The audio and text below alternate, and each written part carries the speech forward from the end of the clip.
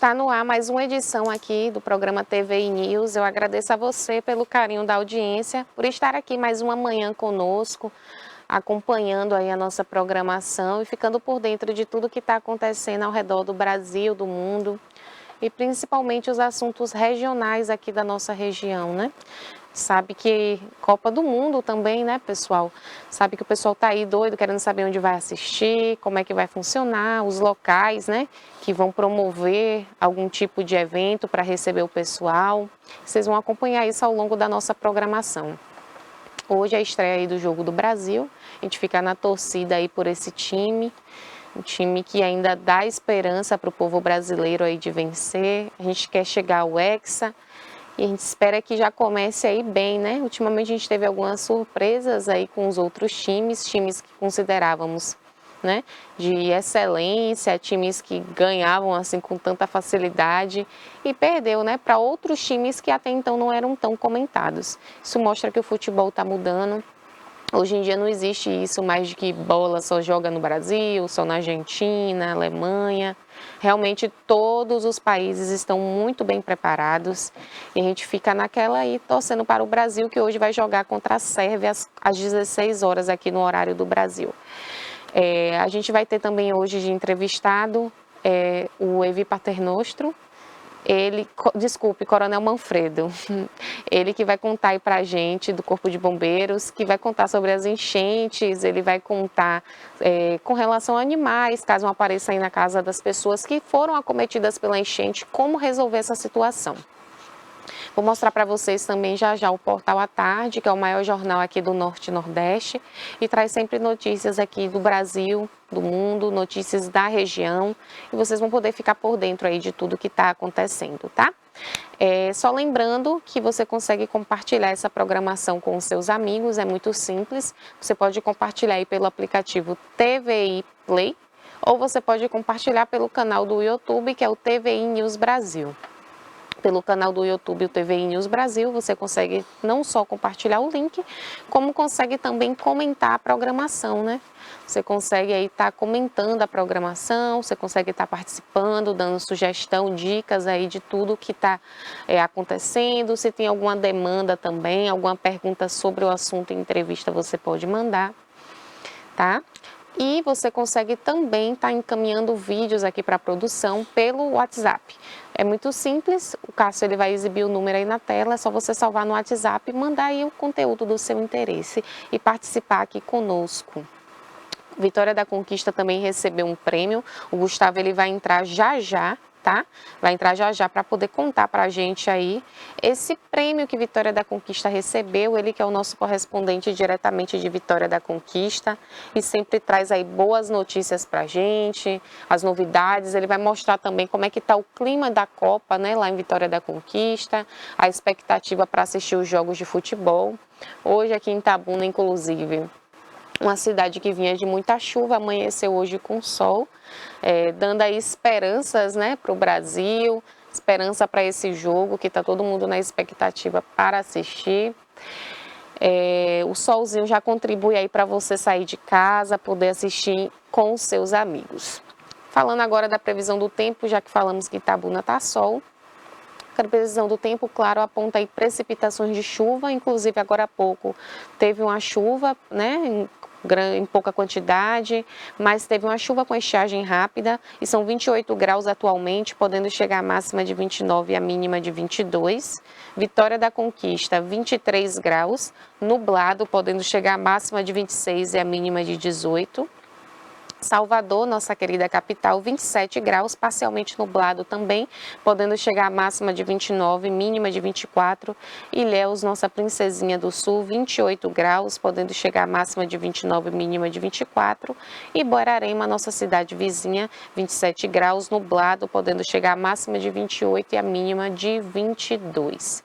Então, atualmente o tempo deu uma melhorada aqui na região sul da Bahia, a gente estava bastante assustado, né, com a questão aí do tempo, ainda mais porque a gente vem de chuvas fortes, né, a gente vem de chuvas fortes na nossa região.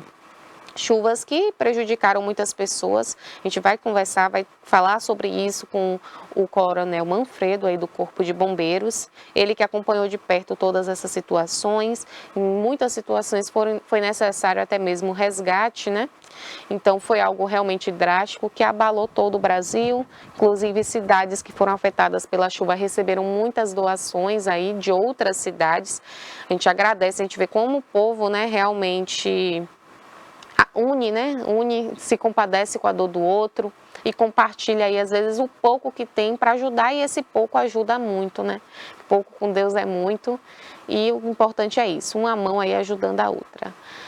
Agora eu vou mostrar para vocês um pouquinho do Portal à Tarde. Como eu expliquei, o Portal à Tarde é o maior jornal do Norte e Nordeste. Para você que quer ficar por dentro de todas as notícias que estão acontecendo, é só acompanhar aí o Portal à Tarde, que é 100% gratuito, viu? O Portal à Tarde ele fica disponível também na Play Store, pelo aplicativo da TVI Play. E aí você consegue estar acompanhando tudo e ficar por dentro de todas as notícias que têm acontecido aqui. Vou mostrar para vocês aqui um pouquinho do Portal à Tarde. Aqui é a parte inicial do Portal à Tarde, para você que quer ficar por dentro aí das notícias, tá? A gente tem aqui de destaque no Portal à Tarde algumas notícias, aqui você consegue ver as mais lidas. Mas eu vou começar aqui com a notícia da posse, né, do Lula. O Lula que venceu aí as urnas nas eleições, ele venceu o atual presidente, que é o Jair Messias Bolsonaro, e vai fazer a sua posse agora no 2023. E o PT organiza aí festa com shows para a posse de Lula, já a cerimônia de entrega aí da faixa presidencial. O PT está organizando uma grande festa para marcar a posse do presidente Luiz Inácio Lula da Silva em 1º de janeiro, 12 anos depois de ser eleito aí pela primeira vez ao cargo máximo do país. Segundo informações do Globo, apresentações musicais com diversos artistas terão início a partir do meio-dia, né, na esplanada aí dos ministérios. Ainda não há presenças confirmadas, mas durante a campanha Lula recebeu apoio. Na verdade, Lula recebeu bastante apoio, né, dessa parte aí musical, de artistas. E um dos que foram citados foi Chico Buarque, Caetano Veloso, Luísa Sonza, Chico César, Zélio Duncan, entre outros. Os shows só serão paralisados para que o público possa acompanhar por meio de 2 telões. A cerimônia institucional, que ocorre em 3 momentos. No Congresso, Lula toma posse efetivamente do cargo, depois ele segue para o Palácio do Planalto, onde conteve aí a troca de faixa. Por fim, no Itamaraty, acontece a recepção e cumprimentos de chefes de Estado e delegações estrangeiras. Como Bolsonaro já disse que não entrega a faixa presidencial a Lula, o PT ainda vai definir como essa cerimônia será feita aí, né? O Bolsonaro ele se recusou após ser derrotado aí nas urnas, disse que não vai entregar, não vai passar essa faixa, direito dele, né? Mas também um pouco infantil para a postura de um presidente. Uma das questões ainda discutidas é se as comemorações pela posse devem chegar no dia 31 de dezembro, pegando carona na festa de Réveillon. Outro ponto em detalhe é sobre a ornamentação. O PT estuda colocar bandeira com as cores do Brasil misturadas com o vermelho do partido. Por outro lado, preocupa aí a equipe de Lula como receber milhares de pessoas que vão viajar a Brasília para acompanhar a posse. Uma das medidas seria pedir passe livre de transporte público e o uso de áreas públicas ou escolas para camps. Abre aspas, estamos fazendo todo o circuito de relações para começar o processo de posse nesse momento. Iniciamos contatos para trabalhar em cima de programação das atividades. Queremos um clima de festa, celebração. Estamos discutindo aí o formato das apresentações que terão presença grande de artistas. Até semana que vem deve definir o formato, foi o que disse o Márcio Tavares, secretário nacional de Cultura aí do PT. Então, no dia 1º vai ter aí essa posse, a gente vai ficar acompanhando para ver, né? A gente tem aqui um outro destaque interessante no Brasil, que é o destaque da ANEEL, que estima aí aumento, né, de 5,6% na tarifa de energia elétrica de 2023. Infelizmente, vai passando os anos e a gente vai vendo aí, né, o aumento que está acontecendo, é muito aumento. Aqui em Itabuna, inclusive, vai ter aumento também na conta de água. Felizmente, o nosso salário fica o quê? Desfasado, né? O salário da população fica defasado por conta desses aumentos gradativos e às vezes não tem esse serviço prestado. Falando, inclusive, em questão de energia, aqui a Bahia sofreu muitas quedas de energia. Ocorreram situações de ficar horas e mais horas sem energia, de ter mais de 4 quedas no dia. Então, é um aumento assim que não condiz com o serviço prestado e isso vale também para as contas de água, que vai receber aumento, mas infelizmente a população fica aí 15 dias sem receber água, precisando se adaptar, né? A pessoa já trabalha, chega cansada do trabalho, às vezes tem um tempo específico para poder fazer os afazeres de casa, mas não é possível fazer, por quê? Porque infelizmente tem que se adaptar ao horário que é liberada a água, né, pelo sistema de abastecimento. Então você fica de mãos atadas, isso quando você não começa a lavar e a água para de cair, ainda correndo risco, né, de danificar a máquina de lavar, correndo risco de deixar a pessoa também sem água. Então a ANEEL estima o aumento de 5,6%. A população brasileira deve pagar ainda mais em energia elétrica no próximo ano. Em previsão mais recente, a Agência Nacional de Energia Elétrica, a ANEEL, estima que a tarifa de energia elétrica vai subir 5,6% em média no próximo ano. O dado foi informado na quarta-feira, dia 23, ao Grupo de Minas e Energia do Governo de Transição do Governo Lula. A análise aponta também que o impacto vai variar conforme cada distribuidora de energia. De acordo com a ANEEL, 7 distribuidoras devem ter reajuste superior a 10%, 15 distribuidoras com reajuste entre 5% e 10%, 17 distribuidoras devem ter reajuste entre 0% e 5%, e 13 distribuidoras devem ter reajuste inferior a 0%. A variação acontece por conta dos devidos aos custos de compra, transmissão e distribuição de energia, que variam conforme cada distribuidora. Além disso, a ANEEL destacou que os percentuais de reajuste estão estimativas aí que podem mudar até a homologação dos novos índices tarifários. Neste ano, o reajuste da tarifa de energia para os consumidores residenciais está em média 10,83, segundo os dados da ANEEL. O reajuste seguiu variação do índice da inflação oficial. Os consumidores do Norte, Centro-Oeste e Nordeste têm pagado mais caro aí pela energia elétrica. Infelizmente, né? A gente quando paga mais caro e recebe pelo serviço é uma coisa, mas pagar e não receber. E hoje a estreia aí do Brasil, né? Brasil versus Sérvia, tá todo mundo na expectativa para poder assistir esse jogo em clima de Copa do Mundo. Hoje é dia de realmente pegar aquela camisa aí verde e amarela e assistir o jogo com seus amigos, acompanhar aí pelos telões, que provavelmente serão distribuídos aí em locais privados, né? Em bares, em shoppings, e aí vocês vão acompanhar o jogo aí todo mundo em harmonia. Para completar, o tempo favoreceu, né? Tá fazendo aí um tempinho estável, não tá chovendo.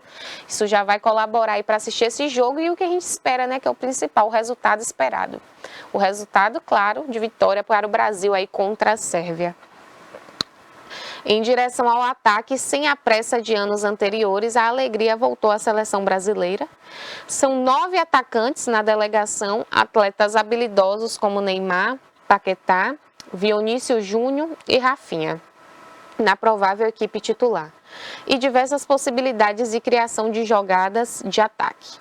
O Brasil estreia aí na Copa nesta quinta-feira, dia 24, às 16 horas, contra a Sérvia, na provável partida mais difícil da equipe, Canarinho na primeira fase mundial, em um grupo que conta também com Camarões e Suíça.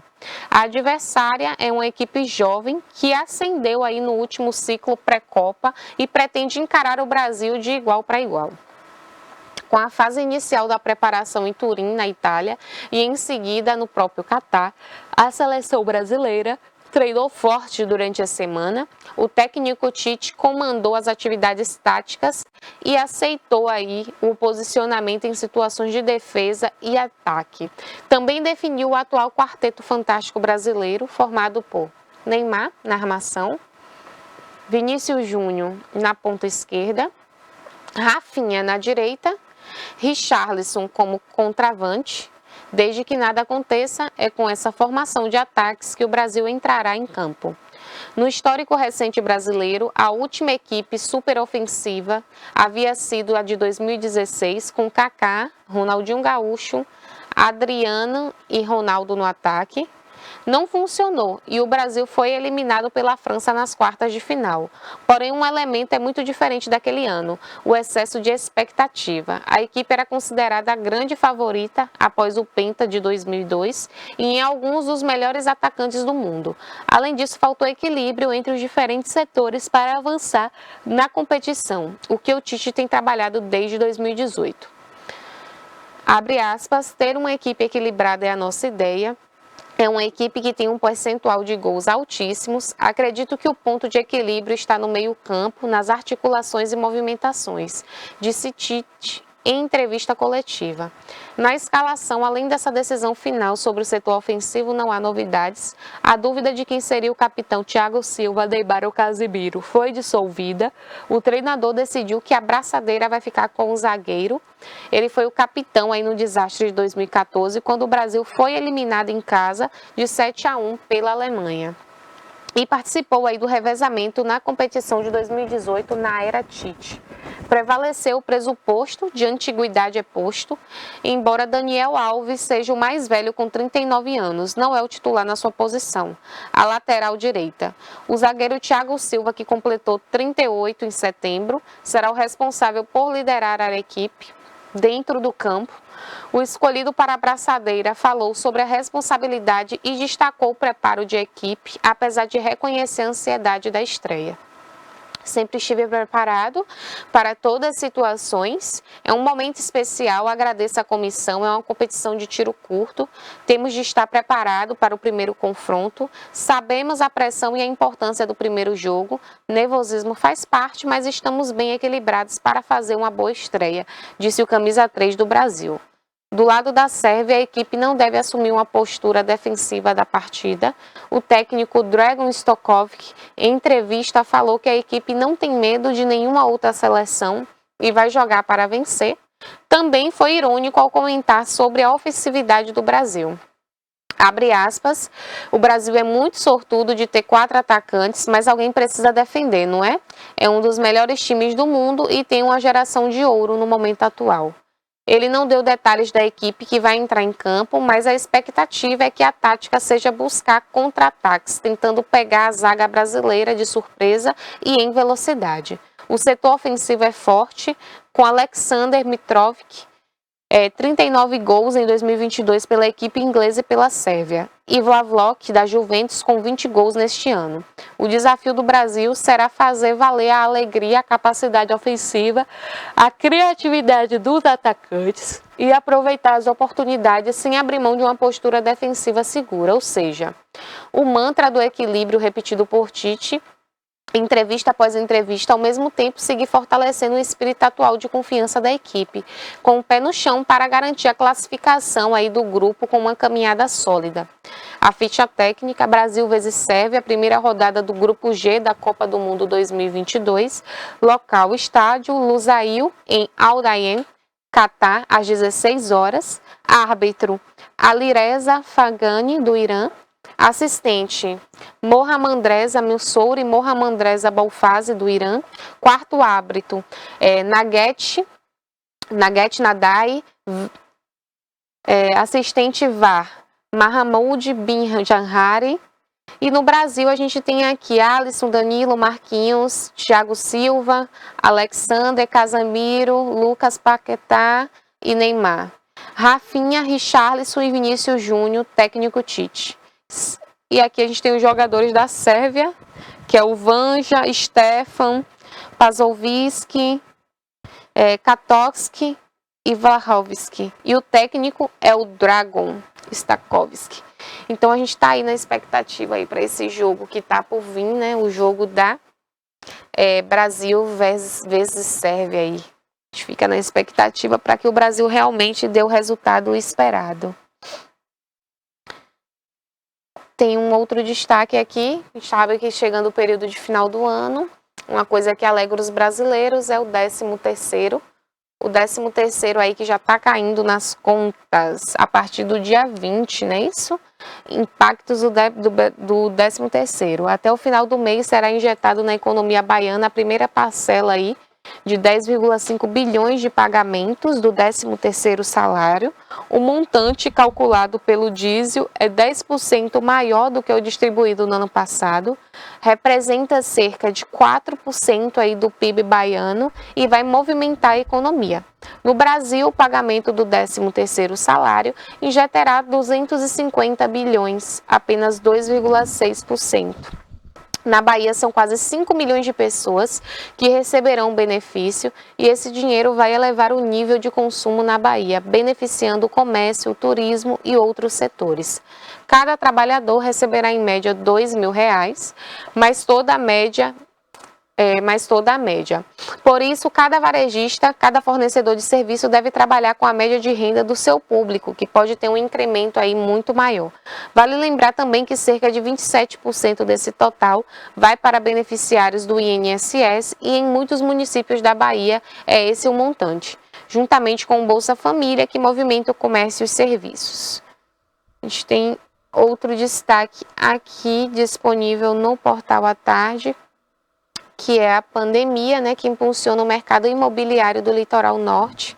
Com a possibilidade do home office e qualificação à distância, famílias passaram a residir na região, né, de Itapitanga, Lauro de Freitas até Mangue Seco.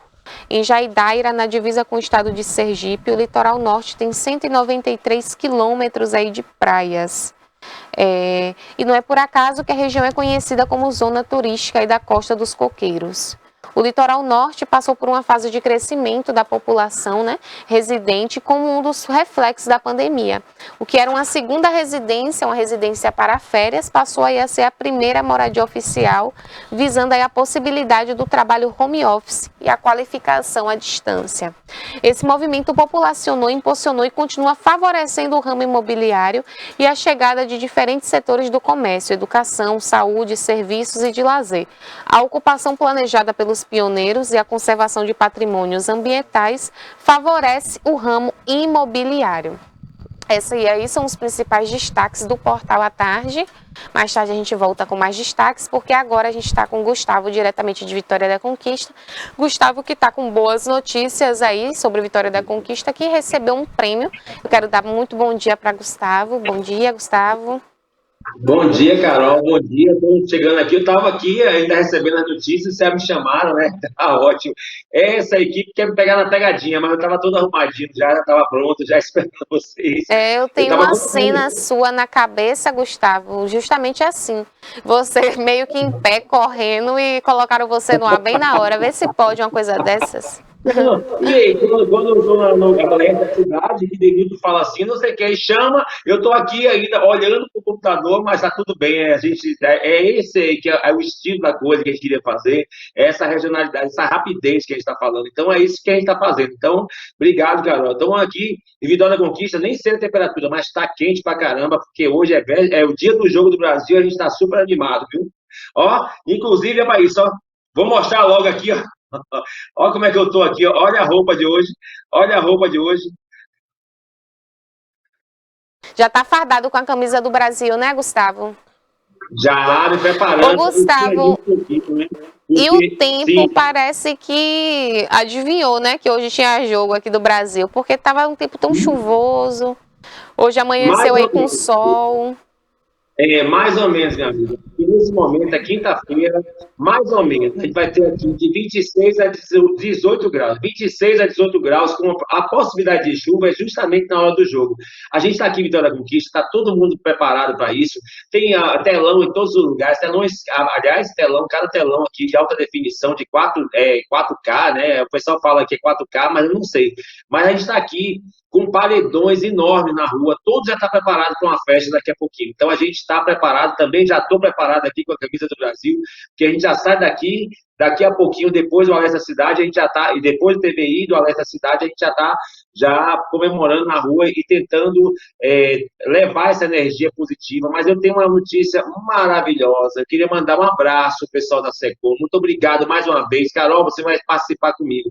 Tem uma notícia assim, Sim. sensacional. Sensacional. Já está tentadinha, já, rápida ela. Eu tenho uma notícia sensacional, que é o seguinte: Vitória da Conquista ontem foi premiada. É uma parceira nossa também, porque TV sempre é parceira nossa, com um prêmio de educação. E ela recebeu, a prefeita Sheila Lemos estava lá ontem, e eu tenho aqui a notícia, a Secom disse, agradeceu o convite, que eu queria que ela falasse ao vivo com a gente, mas a prefeita está em trânsito de Salvador para Vitória da Conquista, então não tem como falar. Mas eu queria dizer o seguinte, que na noite de ontem, dia 23, a prefeita Sheila Lemos recebeu um prêmio em Salvador de educação, com a gestão, deixa eu ver aqui, só um instantinho que vai saltar esse vídeo, olha a foto aí, a gestão que melhor investe em educação entre os municípios com mais de 100 mil habitantes. Eu acho que a gente tem um vídeo aí, o pessoal vai falar e ela vai falar também. Vamos ver se a gente tem aí esse vídeo. Vê se deu tempo de baixar o vídeo. Parece que eles não baixaram o vídeo, né? Você mandou, eu vi que você mandou um vídeo de 45 segundos. Mas tudo bem, não tem problema não. Então, eu vou insistir. A prefeita Sheila Lemos fez questão de agradecer e dedicar a principal premiação aos profissionais da educação daqui da rede municipal de Vitória da Conquista. É porque, realmente, a cidade é muito bem servida com relação à educação. Então, a prefeita recebeu um prêmio, mais um prêmio, porque, aliás, o melhor IDEB da Bahia, são vários prêmios com relação à educação.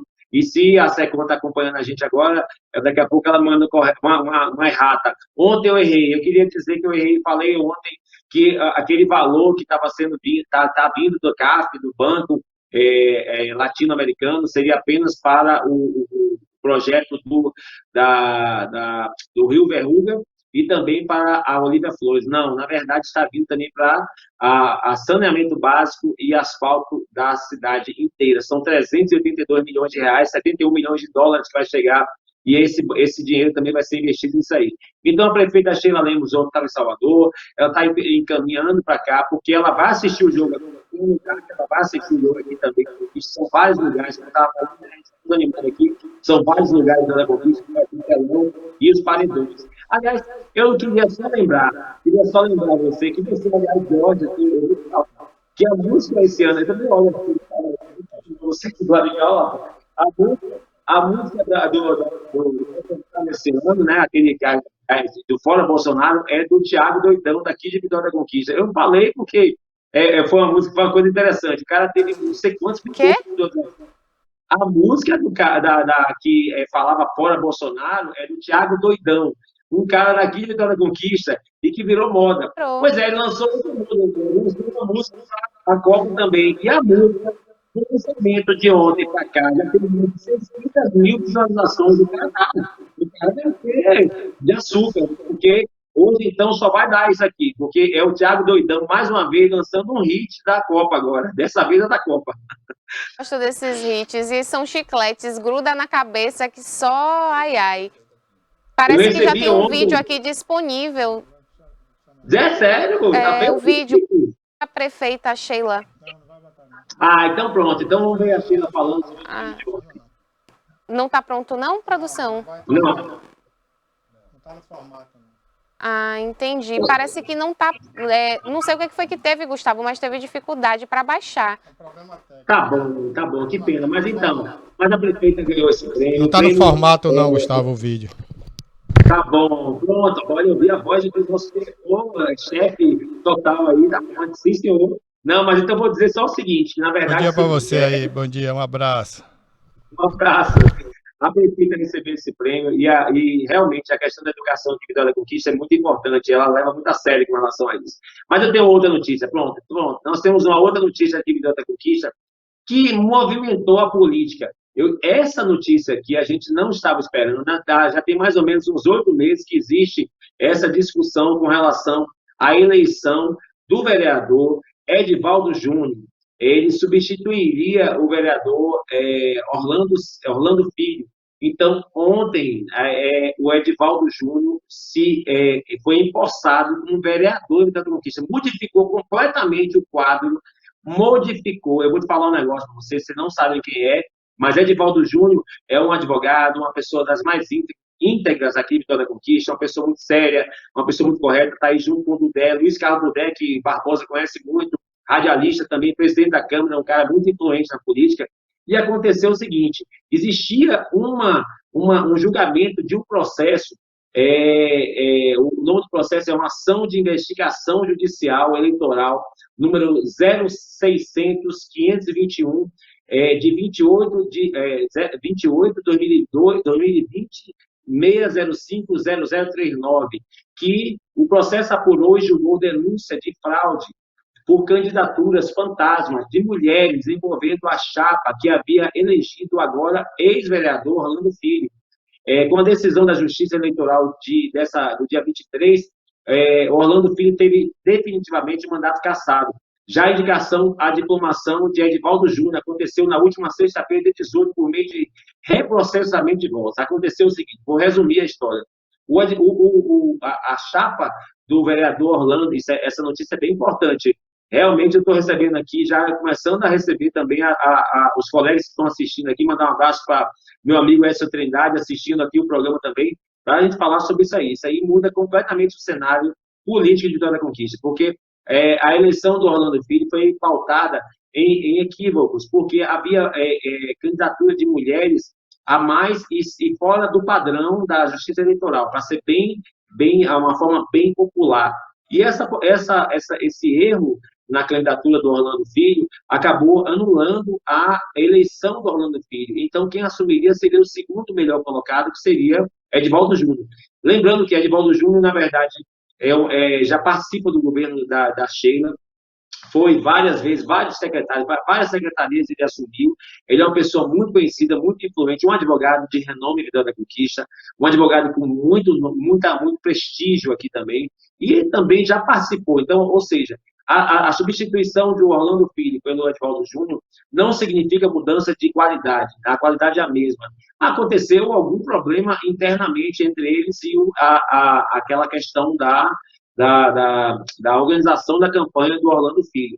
Porém, Edivaldo Júnior também é uma pessoa extremamente querida em Vitória da Conquista, extremamente séria, e vai com certeza fazer e seguir. Inclusive, já foi vereador, deixou para também participar do governo de Ezra Guzmão, participou do governo Sheila, ele tem muito prestígio, mas o que muda tecnicamente nessa história é que ele é muito mais próximo ainda de Sheila do que o próprio Orlando Filho. Então, acabou de entrar mais um nome apoiando a prefeita Sheila Lemos desde o dia 18, através de uma decisão judicial. Então, e ela é irrecorrível, foi decidida pelo Tribunal de Justiça, pelo Tribunal Eleitoral de Salvador. Então, acabou. Então, agora nós temos a composição da Câmara, aparece também o atual vereador Edivaldo Ferreira Filho, que, aliás, está assistindo o nosso programa, mandar um abraço para ele. Nós estamos assistindo aqui pela SECOM, a Secretaria de Comunicação, pelos colegas advogados, que a gente tem grupos aqui também de advogados que assistem, e pelo nosso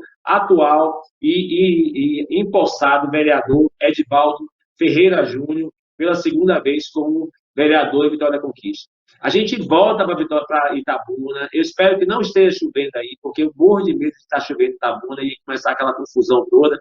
E amanhã a gente está aqui de volta, com certeza, com um estilo legal com Maísa Magalhães, e eu vou trazer também mais informações de Vitória da Conquista, espero que com a vitória da seleção brasileira, né? Vamos ver se a gente... Aliás, eu estou usando preto, mas é o símbolo da seleção aqui, ó lá, o símbolo do Brasil, mas eu espero que a gente ganhe, com certeza. A gente volta com Carol e com, olha, Barbosa também, que maravilha, que ideal. Agora eu estou com moral. Top essa camisa sua, Gustavo. Já tá no clima aí, hein? Já, daqui a pouquinho... Eu vou usar verde e amarelo, a camisa oficial mesmo. Chegar chegando, pá, brilhantando tudo. Quero chegar chegando. Eu gosto de preto, amigo, para ficar mais magrinho. Você vai ficar diferente. Na verdade, quem vai chegar chegando é você. Eu vou estar igual os demais, de verde e amarelo. Mas a gente espera que tenha um resultado que a gente quer, né, Gustavo? Porque a gente teve algumas surpresas aí essa semana. A gente não se preocupa não, viu? A gente não se preocupe não, porque a gente tem que trabalhar muito. Eu estou recebendo aqui a informação da SECOM que a prefeita Sheila Lemos mandou um abraço, ela recebeu a notícia da gente, recebe, está aqui, ó. Ó, eu vou mandar para vocês o link novamente. E mandou um abraço, recebeu a notícia que participaria, agradeceu e que assim que possível vai participar do nosso programa. Então, a SECOM que assiste a gente, muito obrigado, a SECOM, e agradeço, eu gostaria muito de trazer a prefeita Sheila Lemos para poder ser entrevistado por Barbosinha e por Carol também. Para abraço aí para Sheila, né? Heloísa, que tanto, né, quer conhecê-la, que esteja Também, no dia. também. Aí aqui é uma bancada linda, viu? Vocês duas e Sheila vai lá, top, vamos marcar isso aí, temos que marcar, tira a Barbosa, tira a gente. Deixa só as mulheres aí comandando. E Maísa, então amanhã a Maísa vem com estilo Magalhães, né? Ou estilo legal. Bem, tá bom. Um abraço. Tá certo, Gustavo. Faz umas imagens legais aí assistindo o jogo e me mande que eu quero ver como é que tá em Conquista. Olha aqui, vou te falar, viu? A expectativa hoje é grande. Tem várias ruas que estão interditadas. Nesse momento, eu vou te falar, o comércio já está bem vazio, porque são várias ruas ali na região dos bares, já tá cheio lá. Eles vão abrir 10 horas da manhã. Aí, já abriram, então, pronto, já tá todo mundo lá. Já tá todo mundo esquentando, né? Aqui pode beber, né? Não é como o Catar, que cortou. Só nos camarotes, lá só pode beber nos camarotes. Isso. Um abraço. A gente está de volta daqui a pouquinho no Alerta Cidade, viu? Tá certo, então. Obrigada. Esse aí foi Gustavo Magalhães, diretamente de Vitória da Conquista, aí com as principais notícias de Conquista que ele sempre traz, aí como de costume. E Barbosa já está aqui no estúdio. Bom dia, Barbosa. Qual a expectativa hoje para o Jogo do Brasil? Bom dia, Carol. Bom dia, telespectadores, assinantes da TVC, né? Você que é internauta, que nos assiste pelas redes sociais. Obrigado pelo carinho da audiência. Olha, hoje Itabuna amanheceu meio confusa no trânsito, né? Muitos buracos, né? Conforme a prefeitura está até colocando aí um aviso publicitário para vocês verem aí, né? Que Itabuna está passando por um momento difícil na sua zona urbana, questão de muitos buracos mesmo, e acidentes sendo causados pelos buracos. Tivemos agora há pouco uma colisão ali na Assis Maron, né? O trânsito ficou engarrafado ali. Tem um engarrafamento chato também desde ontem, né? Aqui na saída e chegada para Ilhéus, que é uma máquina que está trabalhando ali na rodovia. E aí tem que ter aquele para e espera, né? Um lado para, outro espera, e o trânsito está engarrafado, inclusive na Avenida Juracy Magalhães, em Itabuna, uma lentidão muito grande. Quem está saindo para Ilhéus agora está passando por esse sufoco. Muitos estão desviando pelo semianel rodoviário para se livrar desse congestionamento chato. E aí fica um alerta para o CETRAN, né? Aliás, parece que o CETRAN acabou, porque quase a gente não vê o pessoal na rua trabalhando. De vez em quando a gente vê eles procurando multar, mas trabalhando tá difícil. E aqui tá tudo embolado, né? Tava há pouco, momentos, por exemplo, estava aqui olhando, tá tudo embolado aqui embaixo, bem pertinho da TVI, naquela rotatória ali, porque o pessoal que vai para Ilhéus fica parado, aí quem quer atravessar a rotatória não consegue, né? E tá esse tumulto desde ontem. É bom lembrar que ontem já estava assim, esse trânsito aqui da Juracy Magalhães, saída para Ilhéus. E ver aí se a gente vai conseguir um contato com o secretário de obras ou o Souza, que é o coordenador de rua, né? Que trabalha aí com as máquinas, para ver quando é que vai começar a consertar essa buraqueira que está na cidade, que não é brincadeira, viu? Inclusive causando acidentes, o que é grave, né? E hoje, né, tem essa expectativa aí, Carol falou, né? Vem comentando aqui desde o início do programa, a expectativa para o Jogo do Brasil. Ainda não está naquele clima de Copa, Carol. Parece que o itabunense, assim como todo brasileiro, ainda não pegou o clima, né? As ruas aqui, por exemplo, não foram enfeitadas, o pessoal não está naquele clima. Já acostumado, né, com o período junino, né? Que tinha a Copa do Mundo misturada ali com as festas juninas. Aí já emendava, botava as bandeirolas. Aí vinha as bandeirolas, vinha aquele enfeite de rua, né? Pintava o chão. Aí tem dois fatores, né, que não dá para enfeitar. O tempo, né, porque temos um mês de chuva praticamente em Itabuna, vem chovendo desde as eleições, né? Às vezes dá uma estiada, como deu ontem, depois volta a chover, como vai ser agora. Porque tem outra frente fria vindo aí. Choveu muito já ontem em São Paulo, Minas, Espírito Santo. E essas nuvens estão subindo, já estão chegando no extremo sul. Provavelmente amanhã estará chegando aqui, caso os ventos não desviem essas nuvens, né? Segundo a previsão do tempo, essas nuvens passarão aqui por Itabuna e Ilhéus a partir de amanhã. Então é mais um prognóstico de chuva aí. Mas devido a isso, né, as chuvas, né, que vem caindo e também não é São João, e as pessoas talvez por esses dois motivos não decoraram aí as suas ruas. E esperamos que a partir de hoje o Brasil ganhando, né? A gente espera que o Brasil vença a seleção da Sérvia, né? Uhum, Eu sempre estou errando. A Sérvia é o primeiro jogo, o segundo é que vai ser com a Suíça, né? Uhum. Se o Brasil vencer a Sérvia, aí eu acho que o clima vai pegar para valer e as pessoas vão começar a sair mais para as ruas, comemorar mais, né? E torcer mais para o Brasil. Uma vitória já dá um gás, né? Com certeza, né? Mas a Copa como um todo, né? A gente não está vendo aquela mesma euforia de outras épocas, né? Porque não também era só jogo do Brasil. Resultado, né, as pessoas se reuniam para ver jogos de outras seleções, né? Também. Mas também tem um detalhe, no final de semana, a abertura da Copa, nós só tivemos um jogo, né? Aí depois do dia seguinte começaram outros jogos e tal. Então eu espero que nesse final de semana, depois do jogo do Brasil, a coisa pegue para valer. Nós temos hoje o Brasil jogando, amanhã nós temos outros bons jogos, no domingo, no sábado e no domingo nós temos duelos aí importantes, né? Inclusive o maior jogo da rodada vai ser a Espanha pegando a Alemanha. A Alemanha, se perder, fica fora da Copa, então vai ser um grande jogo. A Alemanha mostrou que está numa ótima fase, apesar de ter perdido, e a Espanha ontem arrasou, né, fazendo a maior goleada da Copa até aqui, 7-0. E então tem tudo para ser um grande jogo. E no sábado, o jogo da Argentina, né, que é outra incógnita. As pessoas estão pagando para ver o que vai acontecer com a Argentina, se vai sair na primeira fase da Copa do Mundo, como aconteceu, salvo engano, em 2010, né, quando foi goleada pela Alemanha.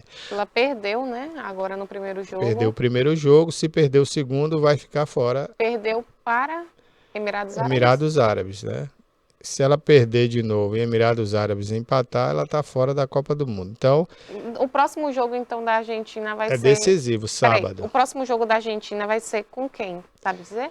A Argentina, sábado, o adversário é difícil. Ela vai jogar com a seleção africana, a seleção difícil. Daqui a pouquinho eu vou passar para você. Né?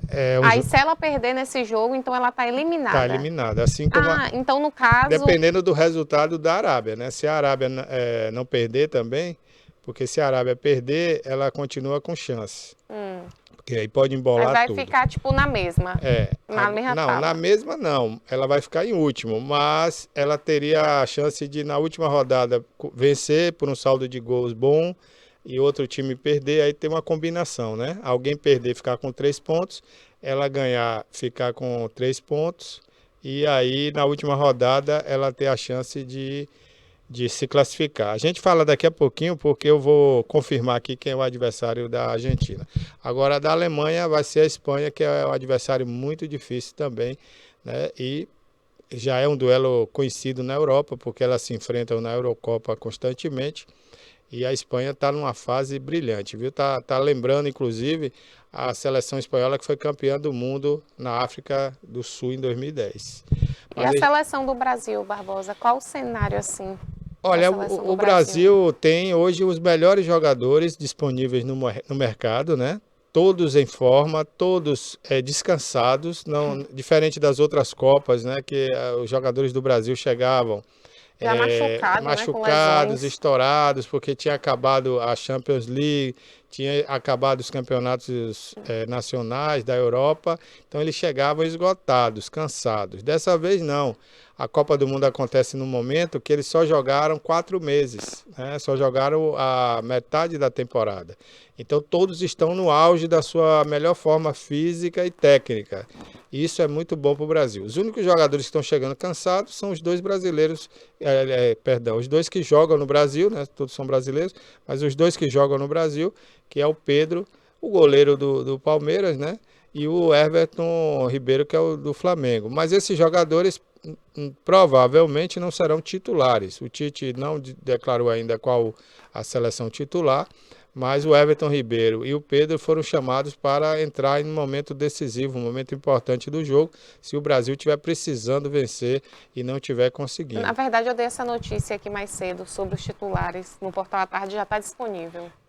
Mas o Tite não confirmou. Ali é uma possível escalação, né? Que uma altura dessa a gente conhece a seleção brasileira, então a gente Especula, acha. né? A gente faz essa especulação que ali deve ser o time que entra em campo. Mas o Tite quer até o último momento deixar isso guardado porque ele quer surpreender a Sérvia, porque o treinador sérvio foi um grande jogador da Iugoslávia, que o Brasil, na minha geração para trás, conhece bem porque ele jogou contra o Brasil. Era um grande jogador, inclusive ele era considerado o melhor jogador daquela época. Se dizia que ele jogava futebol parecido com o do Brasil, né? E isso, inclusive, apelidou lá a seleção da Iugoslávia como a seleção brasileira daquela época lá. Mas ele, além de ter sido um bom jogador, ele gosta muito de jogar tecnicamente. É um cara ousado, que joga para frente, joga para cima. E ele diz que vai para cima do Brasil, que não está com medo, né? E acha que pode ganhar tranquilamente do Brasil. Então o Tite quer surpreendê-lo. O Tite não quer que ele saiba se Vinícius Júnior, por exemplo, vai jogar, ou se é o Paquetá. Por quê? Porque ele pode vir com a marcação específica para esse jogador e neutralizar o Brasil e o Brasil não poder jogar como gostaria. Então eu tenho certeza que o Tite vai fazer uma surpresa na escalação da seleção brasileira. Esse time que está sendo divulgado aí é a base, claro, mas 2 ou 3 jogadores ali podem e devem ser alterados na hora do jogo. Com certeza. E a gente fica aguardando, né? Porque é um jogo difícil para o Brasil, não é fácil. Às vezes a gente fala, Sérvia, né? Sérvia, porque a gente, o torcedor, a maioria do torcedor de seleção, não é um torcedor igual o time de futebol, que acompanha todo dia, todo jogo, né? Ele só acompanha na época de eventos, como Copa do Mundo, Copa América. E as seleções europeias, ele também menos acompanha. Então, para a imprensa que acompanha, eu, por exemplo, gosto de acompanhar sempre a Eurocopa e outros torneios na Europa, a gente sabe do potencial que tem essas seleções. Hoje, como você falou na abertura do programa, não tem mais time bobo. Todo mundo aprendeu a jogar futebol, né? Os últimos moicanos, como a gente pode falar na gíria aí, na brincadeira, são os árabes, né, que foram ensinados por técnicos brasileiros, Carlos Alberto Parreira, Tele Santana, né, e outros grandes técnicos do Brasil, foram para lá para ensinar esse pessoal a jogar bola. Ganharam muito dinheiro e acabou que a escola do futebol deles é uma escola brasileira. Agora, o Japão também é uma escola brasileira, né? E hoje a gente tem a China, que foi uma das últimas também, aprendendo a jogar futebol, os coreanos, né, principalmente a Coreia do Sul, a Coreia do Norte não, porque é fechada, mas a Coreia do Sul também aprendeu a jogar futebol, então não tem mais time bobo, né? Hoje está tudo igual, você vê que tem jogadores jogando na Europa que saíram da Coreia, que saíram do Japão, que saíram de outros países que antigamente nem se pensava em jogar futebol. Então hoje todo mundo sabe jogar. E eu disse aqui outro dia no programa, não sei se vocês lembram, a questão tática hoje que a Europa domina, porque jogadores europeus não tem jogo de cintura, não tem a ginga, a malícia brasileira da ginga. Então, eles acham isso, eles gostariam de ter. Como eles não têm, eles chamam isso de macaquice. Eles não querem essa ginga no futebol europeu. E aí, eles ficam na tática e no toque de bola. A Espanha ontem falou isso aí perfeitamente. O que eu estou dizendo aqui, a Espanha fez. E é o sonho de todo europeu jogar daquele jeito ali. É o tic-toc, né? Pega, toca, pega, toca. 2 toques. Aqui no Brasil é chamado 2 toques. Pega, toca, pega, toca. E quando vem um jogador bem posicionado, o passe não pode sair errado. E aí ele vai parar na cara do gol. Esse é o futebol europeu. O futebol do Brasil, não. É o futebol do drible, da ginga, né? O cara pega a bola, ele nunca toca de primeira. Ele dá uma gingada, ele faz o drible, ele quer dar uma bicicleta, né? Ele quer dar um chapéu. E isso os europeus odeiam. Até a arbitragem lá na Europa já acha isso um crime e criminaliza o jogador brasileiro. O argentino também, né, que é muito chegado a esse tipo de futebol. Agora, se isso é um crime, né? Eu acho que o Brasil deveria e a América do Sul deveria se valorizarem e brigarem por manter esse padrão de jogo. Claro que a tática europeia é boa, né? Porque são táticas de que todos atacam, todos defendem. Isso aí a gente tem que aderir. Mas o drible e a ginga é nosso, é da América do Sul, é do Brasil, e nós temos que preservar e, além de preservar, manter isso no futebol, mesmo que os árbitros não queiram, que a Europa não queira. E hoje o Brasil tem tudo para dar um show, porque, como eu ia dizendo, Carol, nós estamos com jogadores, né, no auge técnico e no auge físico, não teremos motivo para jogadores ficarem cansados, né? Eles vão correr o tempo todo. E nós temos aí o favoritismo do Brasil, que é considerado por muitos especialistas, inclusive na Europa e nos Estados Unidos, que o Brasil é o favorito, o franco favorito para levar esse título. E o Brasil realmente é o favorito. Quando o Neymar bota uma estrelinha no short, né? E é chamado de egoísta, de pedante, uma série de outras coisas, nada mais é do que o sentimento do brasileiro. Nós confiamos que temos futebol para ganhar a sexta estrela. Pode até acontecer um acidente de percurso e o Brasil tropeçar e não ganhar.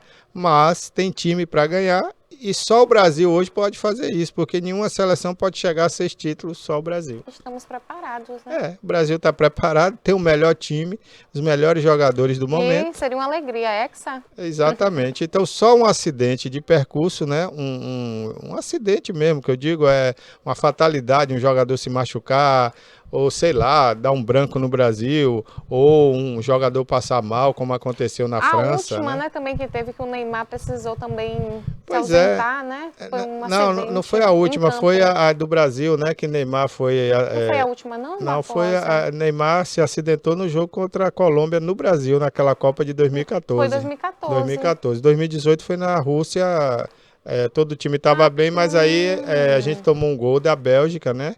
Foi o 7-1? Não, o 7-1 foi da Alemanha, aqui no Brasil. Aqui no Brasil. Então, as duas Copas que o Brasil sediou, né, teve acidente de percurso. Não foi um acidente físico, né? A segunda teve a saída do Neymar, por aquela maldade feita pelo colombiano. Mesmo, quase aleijou o Neymar, né? Foi. Ele poderia hoje ser paraplégico. Mas, graças a Deus, ele voltou a jogar futebol, né? Menos mal. Melhor perder o título que perder um jogador, ou o jogador perder a vida, né? Os movimentos. Porque perder os movimentos é perder a vida. Você vai vegetar. Ainda mais com um jogador. Né? Uma pessoa ativa, como aconteceu com o jogador, o piloto de Fórmula 1, né? O alemão Michael Schumacher. Então, um atleta que é ativo, né? Qualquer pessoa que tem uma vida ativa não pode perder seus movimentos, que aí perde a vida. E isso aconteceu quase, né? Graças a Deus não aconteceu, não chegou a acontecer, mas quase aconteceu com o Neymar. E aí talvez isso tenha desencadeado o emocional dos jogadores, né, para baixo, e eles perderam de 7-1 para a Alemanha. E teve também naquele jogo da França, né? Que talvez era mais um pouco menor, você não acompanhou. O Brasil ia jogar a final com a França e no dia do jogo deram alguma coisa para o Ronaldinho beber ou comer e ele teve uma crise de vômitos, passou mal e não entrou em campo contra a França, né? E deixou os jogadores atônitos, sem saber o que estava acontecendo. Depois ele entrou em campo já na hora do jogo, já na hora de começar o jogo, mas já estava todo mundo em estado de choque. O que é que aconteceu com o Ronaldo, né? E o Brasil entrou meio atabalhoado, com o emocional para baixo, e a França aproveitou, o Zidane estava na ótima fase, né? E fez 3 gols em cima do Brasil numa final e ganhou a final dentro de casa. E foi esse um título importante para a França. Desestabiliza, né, Barbosa? Desestabiliza demais. Com certeza. O emocional é tudo, né? Qualquer profissional, se não tiver com o seu emocional 100%, é complicado. Então é isso, Carol. Vamos aguardar hoje, 16 horas, hora do Brasil, né? Bom que se diga, nosso horário, 16 horas, o jogo mais importante dessa rodada e talvez da Copa até aqui, que é a seleção brasileira enfrentando a Sérvia. Acidente de percurso. E olha que engraçado, que normalmente os acidentes de percurso no Brasil é sempre no último jogo, né? Ou nem no sempre, penúltimo. é sempre na fase decisiva, né? Mas é isso, né? Quem está lá vivendo o dia a dia é que pode fazer acontecer. Se acontecer alguma coisa com essa pessoa ou com esses jogadores, aí fica difícil, né? Mas tudo está 100% para o Brasil. Com certeza. A gente está aqui também com as imagens do Patrick Feitosa Barbosa, ele que é o nosso correspondente Tem uma diretamente matéria de dele aí, Brasília, viu? né? Ele tá na linha aí, Carol, e vai falar sobre uma CPI que está surgindo no Congresso Nacional para punição abuso de poder, do né? abuso de poder de Alexandre de Moraes, né? E o Patrick é o nosso correspondente em Brasília e tem informações sobre isso, Carol. Vamos lá, Patrick? Pode entrar aí. Bom dia aos amigos e amigas que nos veem e nos ouvem aqui na TVI. O deputado Marcel Van Hatten, do Partido Novo, que abriu uma comissão parlamentar de inquérito aqui na Câmara Federal para apurar abuso de poder por parte do Supremo Tribunal Federal e do Tribunal Superior Eleitoral. Ele já tem 146 assinaturas para a abertura dessa CPI. São necessárias 171. O deputado falou com a reportagem e disse que o principal objetivo dessa CPI é restabelecer a independência entre os três poderes. Vamos ouvir. A instalação de uma comissão parlamentar de inquérito para avaliar eventuais abusos de autoridade do Poder Judiciário é fundamental nesse momento em que nós vemos tanto o STF como o TSE excedendo-se nas suas prerrogativas. Bloqueios de contas bancárias sem o devido processo legal de cidadãos, censura a parlamentares, bloqueios de contas bancárias de pessoas jurídicas também sem o devido processo legal por meio de decisões monocráticas, enfim, uma série de decisões judiciais que podem ser caracterizadas como abuso de autoridade precisam ser investigadas e este é o papel do Parlamento, da Câmara dos Deputados. Atingindo as 171 assinaturas, a CPI será instalada na Câmara e terá o prazo de até 120 dias para analisar todos esses fatos, colher depoimentos, ouvir testemunhas, trazer vítimas desses eventuais abusos. Isso tudo é papel do Parlamento para dar resposta à sociedade que, num momento de tensão, quer paz. É isto que esta CPI vai buscar fazer: restabelecer a independência entre os três poderes. Na minha rua. É isso aí, Carol. Tá aí. Abuso de poder, né? Com o Supremo Tribunal Federal. E isso realmente já vem acontecendo. Eu disse até aqui no período das eleições: olha, não importa se você é lulista, se você é petista, se o outro é bolsonarista, a gente tem que enxergar lá na frente. O que o Supremo Tribunal Federal anda fazendo e o Alexandre de Moraes é péssimo para a nossa democracia. Não é ruim para Bolsonaro, não é ruim para outro candidato. Certeza. É ruim para a nossa democracia. A democracia, ela não pode ser ferida em momento nenhum, principalmente na sua Constituição Federal. E esse abuso de poder vem acontecendo e isso não é bom. Então, ficou essa coisa de torcida, né? Na época que Lula foi preso, aí todos os petistas tinham raiva do Supremo Tribunal Federal. Agora que está perseguindo o pessoal de Bolsonaro, aí todo mundo tem raiva do Supremo Tribunal Federal, menos o PT. Mas a gente tem que ver o Brasil. Esquece Bolsonaro, esquece Lula, gente. Vamos ver o Brasil. Nós somos um país democrático, estamos engatinhando na democracia, mas não podemos deixar a nossa democracia sofrer arranhões. E está sofrendo arranhões. O que está acontecendo hoje com bolsonaristas, amanhã pode acontecer com petistas, como já aconteceu. Então, vamos botar a barba de molho, né? E vamos cobrar de quem de direito, e o Congresso Nacional está aí para isso. O Congresso Nacional hoje é o único que pode moderar essa situação e, inclusive, julgar se esses juízes ou membros do Supremo Tribunal Federal, que não são juízes, né, de carreira, estão cometendo abuso de poder e estão infringindo a nossa democracia e a nossa Constituição Federal, Carol. É verdade, Barbosa. E agora a gente vai entrevistar, eu falei mais cedo, né? E a gente passou por situações aí drásticas de chuvas aqui na cidade de Itabuna, como vocês sabem. Chuva realmente assusta aqui a nossa região, ainda mais por conta do cenário do último ano, né? O cenário de dezembro, que foi um cenário que afetou muita população. Inclusive teve comoção em todo o Brasil, ajuda, movimentos, né, para arrecadação de alimentos, até mesmo quantias em dinheiro. E a gente viu novamente de perto essa situação, que foi agora recentemente com essas chuvas que voltaram a assombrar a população, que já está amedrontada, né, por conta dessa última situação que teve aí no final de ano aí de 2021. A gente está com o Coronel Manfredo, ele que é do Corpo de Bombeiros, e ele vai falar com a gente sobre a real situação aqui no momento das chuvas. E para você aí também que está em casa, você sabe que quando começa esse período de chuvas, uma coisa que afeta muito são os animais, né? Na última chuva que teve mesmo, a gente viu muitas cobras. E Manfredo vai conversar com a gente agora e vai explicar o que fazer se você der de cara também com um animal peçonhento aí dentro de casa. Bom dia, Coronel Manfredo. Bom dia, Manfredo. Bom dia a todos da TVI. É com imensa satisfação que me encontro aqui hoje. É sempre muito prazeroso, né, bater esse papo com a imprensa e esclarecer as ações e as atividades do Corpo Bombeiro Militar da Bahia, aqui em Itabuna, especificamente o 4º Grupamento de Bombeiros Militares. Inclusive, houve um evento essa semana aí, né, com bombeiros de vários lugares da Bahia, né? Aliás, da região, né? Isso, nós tivemos um encontro dedicado às mulheres. Ah, foram as mulheres. Foram dedicados às mulheres, que é o projeto do Corpo de Bombeiros Militar da Bahia, chamado Divas no Divã. Então não fica nenhum bombeiro dentro do ambiente, são só as mulheres. São bombeiras. Com palestras, com conversas, bate-papos. E é o lugar de fala, né? Como elas mesmas denominam, um lugar de fala.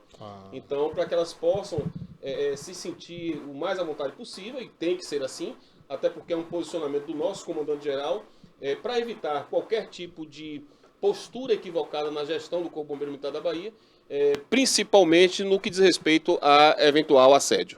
Como é que está o Corpo de Bombeiros hoje de Itabuna, Coronel? Principalmente no que diz respeito a equipamentos, né? Instrumentalização para vocês trabalharem. Olha, eu posso garantir à sociedade que nos acompanha, tanto pela TV quanto pelas redes sociais, que estamos muito bem equipados. Nós estamos com uma tropa devidamente capacitada, qualificada, habilitada a atuar nas mais diversas missões. Desde um simples salvamento, de um resgate de animal silvestre, até combate a incêndio, busca e salvamento aquático, até porque já deve ser de conhecimento a piscina semiolímpica que nós inauguramos na sede do grupamento. É verdade. Diga-se de passagem, a piscina semiolímpica na cidade de Itabuna, melhor equipada, está dentro do quartel do Corpo de Bombeiros. Porque tem uma na Vila Olímpica, né? A semiolímpica, né? Mas ela não é semiolímpica. Ah, aquela não é semiolímpica? Não é semiolímpica, Não. ela não tem a metragem oficial. Então, a do quartel tem a metragem oficial, tem a profundidade necessária, iluminação para competição noturna, arquibancada, vestiários, etc. Mas ela fica restrita aos bombeiros ou um atleta profissional pode usar, por exemplo? Pode utilizar, nós vamos inclusive fazer os projetos sociais voltados basicamente para crianças, adolescentes e as pessoas na terceira idade, para que possamos conclamar, convidar a sociedade para que conheça o Corpo de Bombeiros e faça uma atividade no meio líquido dentro de um quartel do Corpo Bombeiro Militar da Bahia. E não só a piscina, se não me engano, lá tem um campo de futebol também com grama sintética, né? Isso, o campo de futebol com grama sintética é do 15º Batalhão, mas nós somos parceiros. Porque vocês e são aqui, militares também. Né? Exatamente. E a estrutura que é feita, que está sendo feita, assim como está no 15º Batalhão, eu gostaria de enfatizar nesse momento, ela não é uma estrutura do Corpo de Bombeiros ou da Polícia Militar. É para a sociedade. Tanto é que diversas organizações de bairro usam o campo sintético do 15º Batalhão para sua prática desportiva, digamos assim, bem como a pista de atletismo. E nós estamos agora com a piscina, conforme eu já disse, e também já começamos a construção de uma torre de treinamento em 5 pavimentos, lá no quartel do Corpo de Bombeiros. E nós colocaremos, ao final da obra, uma parede de escalada exatamente para trazer os jovens para dentro do quartel. Uma parede de escalada que vai ter aproximadamente 15 metros de altura. Isso é uma forma até de integrar a sociedade ali das comunidades com a polícia e com os bombeiros, né? Sem sombra de dúvida, e conforme a recomendação do nosso comandante-geral, o senhor Coronel Adson Marquezini, nós temos que cada vez mais fazer com que a sociedade conheça o Corpo de Bombeiros efetivamente.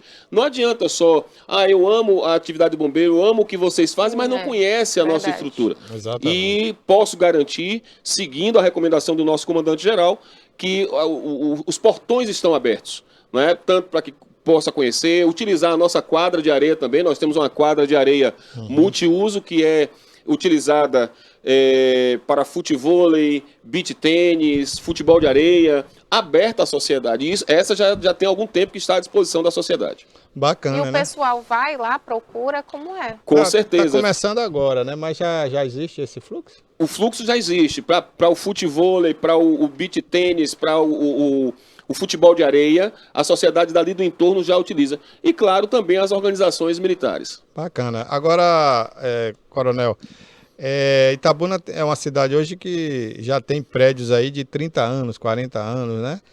Prédios de 20 andares. Sempre houve essa cobrança aqui, escada mais giros. Como combater incêndio num prédio desse, por exemplo, no último andar? Vocês já têm recurso para isso? Perfeito. Primeiro eu vou começar, talvez tentando desmistificar essa situação da plataforma aérea, certo, ou de um carro com a escada. Com a escada, né? Uhum. Nós temos uma autoescada plataforma aérea aqui no quarto GBM, que Ilhéus, né? Aqui em Itabuna. Mas e é baixo, né? É baixo, ela não chega até por exemplo, 18º, 20º andar, não. Certo. Mas ela chegaria até aproximadamente o 5º andar. Certo. E aí a pergunta é muito boa pelo seguinte: toda e qualquer escada Magiros ou plataforma aérea, ela precisa de um ângulo de atuação. Exato. Pronto. Senão ela não tem como subir, né? Senão ela não tem como subir. E o que acontece com a nossa arquitetura hoje, ainda insistente nisso? Não permite entrada de viatura pelos pórticos existentes. Então a viatura fica muito distante da fachada da edificação, por consequência, o seu ângulo de atuação ele é prejudicado. Ele não consegue chegar onde o máximo que ele poderia chegar, porque ele está muito distante da edificação. Então, porque o pórtico não permite a entrada da viatura, aí você vem com quadra poliesportiva, você vem com piscina, playground, etc., para daqui a 15, 20, 30 metros chegar à edificação propriamente dita. Aí quer dizer, até essa escada chegar no prédio, ela já gastou toda a altura que podia ser. Exatamente. O ângulo é completamente prejudicado. Então, isso nós temos que reforçar. Acrescido a isso, o Comando Geral da Corporação já está com a aquisição de nova viatura autoplataforma, inclusive está vindo da Alemanha, um investimento altíssimo do governo do Estado, sob a supervisão do nosso comandante-geral. E temos, além da situação de viatura, que essa pergunta foi muito boa, o pessoal treinado, equipado, qualificado para agir em incêndios em edificações. Certo. Então, recentemente, um pouquinho antes da pandemia, nós fizemos um treinamento no quarto GBM, inclusive foi filmado por uma outra emissora de TV, aonde dentro de um container, que é um sistema mais utilizado hoje para treinamento de bombeiro, colocou-se algo em torno de 650 graus centígrados dentro do container e com o pessoal devidamente vestido, equipado. E isso é provado por uma câmera térmica. Tá? Aquela emissora, naquele dia, inclusive filmou a câmera térmica e viu que temperatura o container atingiu. Então, a tropa está pronta para atuar, a tropa tem equipamentos e sim, nós podemos ter viaturas, inclusive pedir apoio de outros GBM se for o caso. Graças a Deus, até o presente momento, isso não aconteceu e espero que não aconteça. A gente torce e espera que não aconteça. Agora, a gente fica em alerta porque, por exemplo, tem prédios comerciais aqui, como o Módulo Center, né? Que foram construídos esses prédios há 40 anos, né? Na década de 80. Então, são prédios que teve aquela fachada construída com alumínio, né? Vidro e não sei o quê. Os ar-condicionados ainda são, na maioria, antigos. Isso. E o que mais causa incêndio nesses prédios, né, que a gente vê aí, são ar-condicionados antigos. Então isso preocupa a gente, né? E outro dia tivemos um caso em Salvador, né, de um ar-condicionado que causou um incêndio. E morreu uma pessoa. Então a gente fica muito preocupado que isso venha ocorrer aqui. Porque eu falo de prédio antigo? Porque às vezes o prédio antigo não tem aquele mesmo cuidado de um prédio novo. Às vezes extintores estão vazios, né?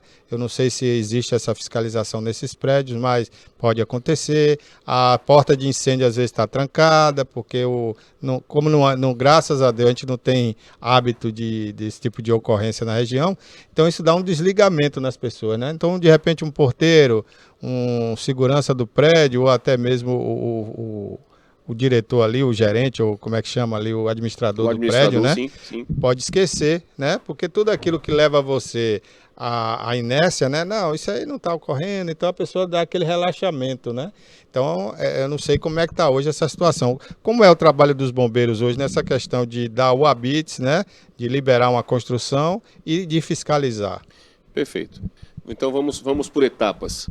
Primeiro, que a nossa legislação, a legislação interna, digamos assim, a nossa normatização técnica do Corpo Bombeiro Militar da Bahia, ela já prevê que edificações pré-existentes à legislação de 2015 para cá, essas edificações pré-existentes à nossa legislação, elas têm que se readequar, elas têm como se adequar dentro da sua limitação de construção às normatizações contra incêndio e pânico. Ou seja, vamos pegar como parâmetro apenas como parâmetro, união comercial.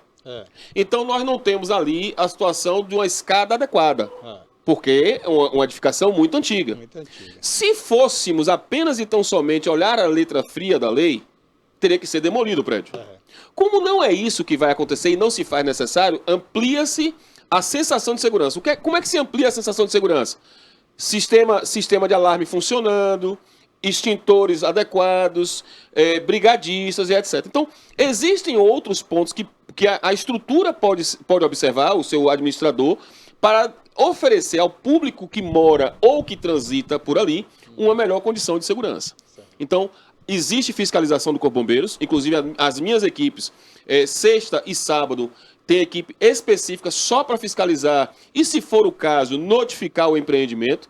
Esse empreendimento notificado ele tem um prazo legal para apresentar um projeto, para se adequar e, ao término da adequação, a necessária vistoria final para emissão, no caso específico não é ABITSE, é AVCB, Auto de Vistoria do Corpo de Bombeiros. Né? O ABITSE é a Prefeitura. É a Prefeitura que dá. Né? Isso. E aí o que acontece? Mas a Prefeitura só pode dar mediante o AVCB, não é isso? Se porventura, até porque nós temos uma legislação estadual que assim nos rege, se a Prefeitura permitir que qualquer estabelecimento dentro daqueles encaixados pela legislação contra incêndio e pânico, se a Prefeitura conceder a BITS, permitir funcionamento, quem está sob alcance é a Prefeitura. Porque necessariamente deve passar pelo Corpo de Bombeiros para fins de análise de projeto, liberação desse projeto, execução do projeto e vistoria. Só ao término da vistoria e emissão do CLCB ou do AVCB é que o estabelecimento pode funcionar. Então, que isso fique muito claro. A pergunta foi boa nesse aspecto. O administrador público, o gestor público municipal, ele deve seguir aquilo que preconiza a lei estadual. Principalmente, obviamente, no que diz respeito à legislação contra incêndio e pânico. Ok. Bom, ainda nesse tema, né, nós tivemos quando houve, eu não sei precisar quantos anos, aquele incêndio da Boate Kiss, né, lá no sul.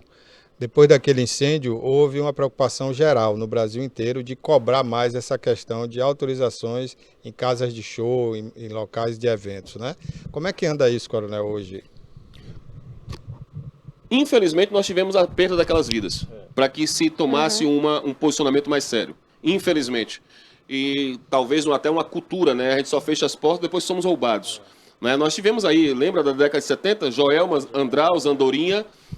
Inclusive eu conheci uma das vítimas que mora aqui em Itabuna, eu morava, não sei se ele está mais aqui, um mineiro, né? Que é de uma família muito tradicional que mora aqui, parente do Sérgio, inclusive um abraço à família aí do pessoal da Alasca. Sim, sim, sim. Ele foi uma vítima do Joelma, ainda tem cicatrizes da queimadura, né? E foi aquele prédio, o Joelma marcou, né, para sempre ali, né? E coincidentemente, exatamente no ano que eu nasci, 1974, né? E foi a partir do Joelma, Andraus, Andorinha, que a legislação no Brasil começou a andar no quesito prevenção contra incêndio e pânico, bem como começou-se a equipar melhor os corpos de bombeiros. Para que se tenha ideia, o estado da Bahia foi o último estado a ter a sua legislação contra incêndio e pânico, né, em 2015. Então nós temos essa mudança de cultura no quesito prevenção contra incêndio e pânico, mas precisamos, acima de tudo, que a sociedade também entenda que quando o bombeiro notifica para que um extintor seja colocado, para que uma rede de hidrante seja providenciada, para que uma iluminação saia de emergência, o bombeiro não está querendo que você, como algumas pessoas infelizmente acabam interpretando, o bombeiro não quer que você gaste. O bombeiro quer que você pense na sua vida, no seu patrimônio e na vida dos outros que estão ali frequentando o teu espaço. Então não é o gastar. Quando você faz uma movimentação financeira como essa, você está investindo em segurança, você não está gastando com segurança. São situações bem distintas, bem diferentes. Exatamente. Você está investindo como se fosse um seguro de vida, né? Porque Exato. está prevenindo ao invés de remediar. Coronel, o bombeiro também tem um trabalho didático, né? Com crianças em escolas, né? Eu lembro que isso já vinha sendo feito há muitos anos, desde a minha época, né?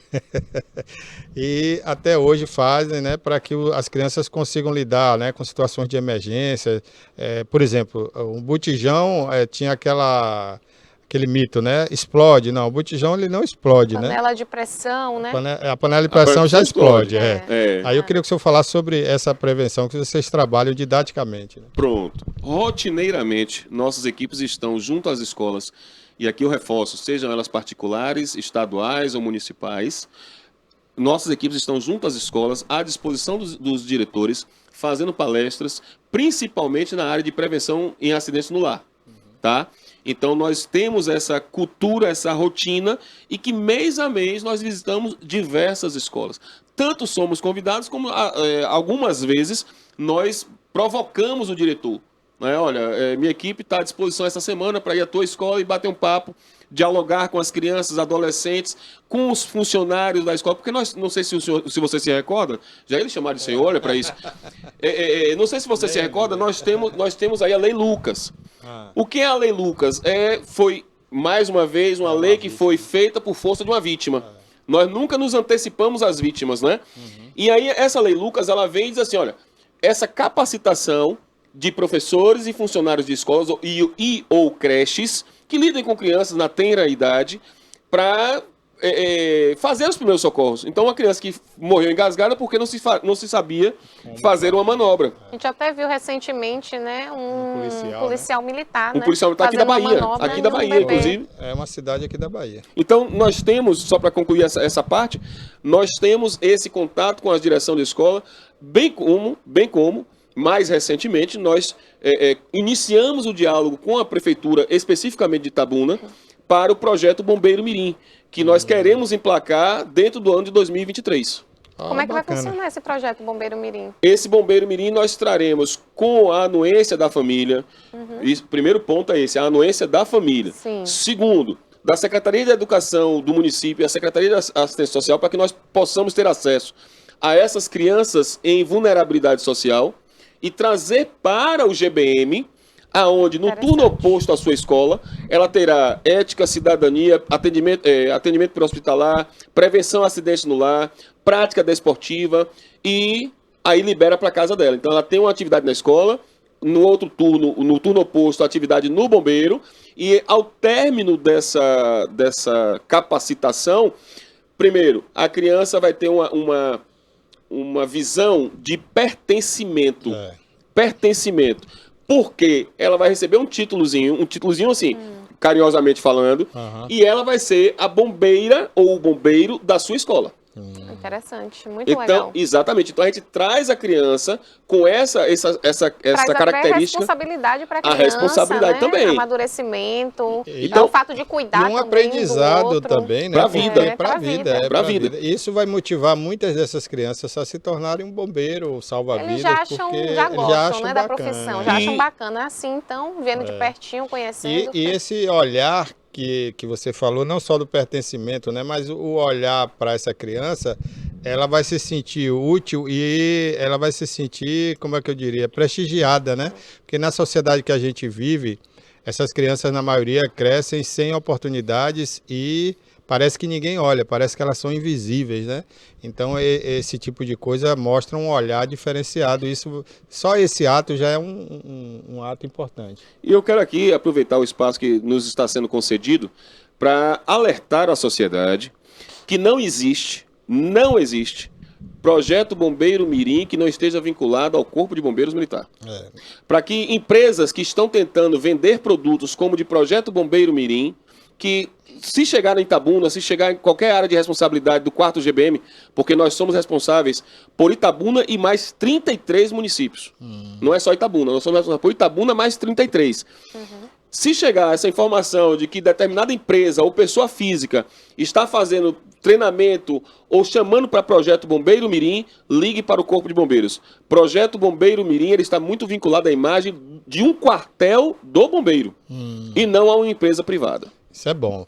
Agora, Coronel, o senhor falou em 33 municípios, mas o bombeiro atende emergência nesses 33 municípios? Atende e nós estamos viabilizando, inclusive, a instalação de um subgrupamento numa cidade mais próxima do sudoeste, muito possivelmente Itapetinga. A situação está sendo tentando ser estruturada para que lá seja um subgrupamento, para que nós tenhamos essa ampliação no raio de atuação nosso. Bacana, né? Interessante. Eu não sabia demais. dessa informação. Mas quais são esses municípios? Eles ficam só na região Cacaueira, que a gente chama, né, a mesorregião do sul da Bahia, ou o senhor já falou aí sudoeste, ela já vai Itapetinga sudoeste, né? Exatamente. Então, se você pegar da base da Serra do Marçal para cá, é Itabuna. Itororó. Itororó, Itambé, Itanhê, Maiquinique, Macarani, Itapetinga. Bacana. De lá para cá já é responsabilidade do 4º GBM. Essa mudança foi recente, a partir de 1º de agosto.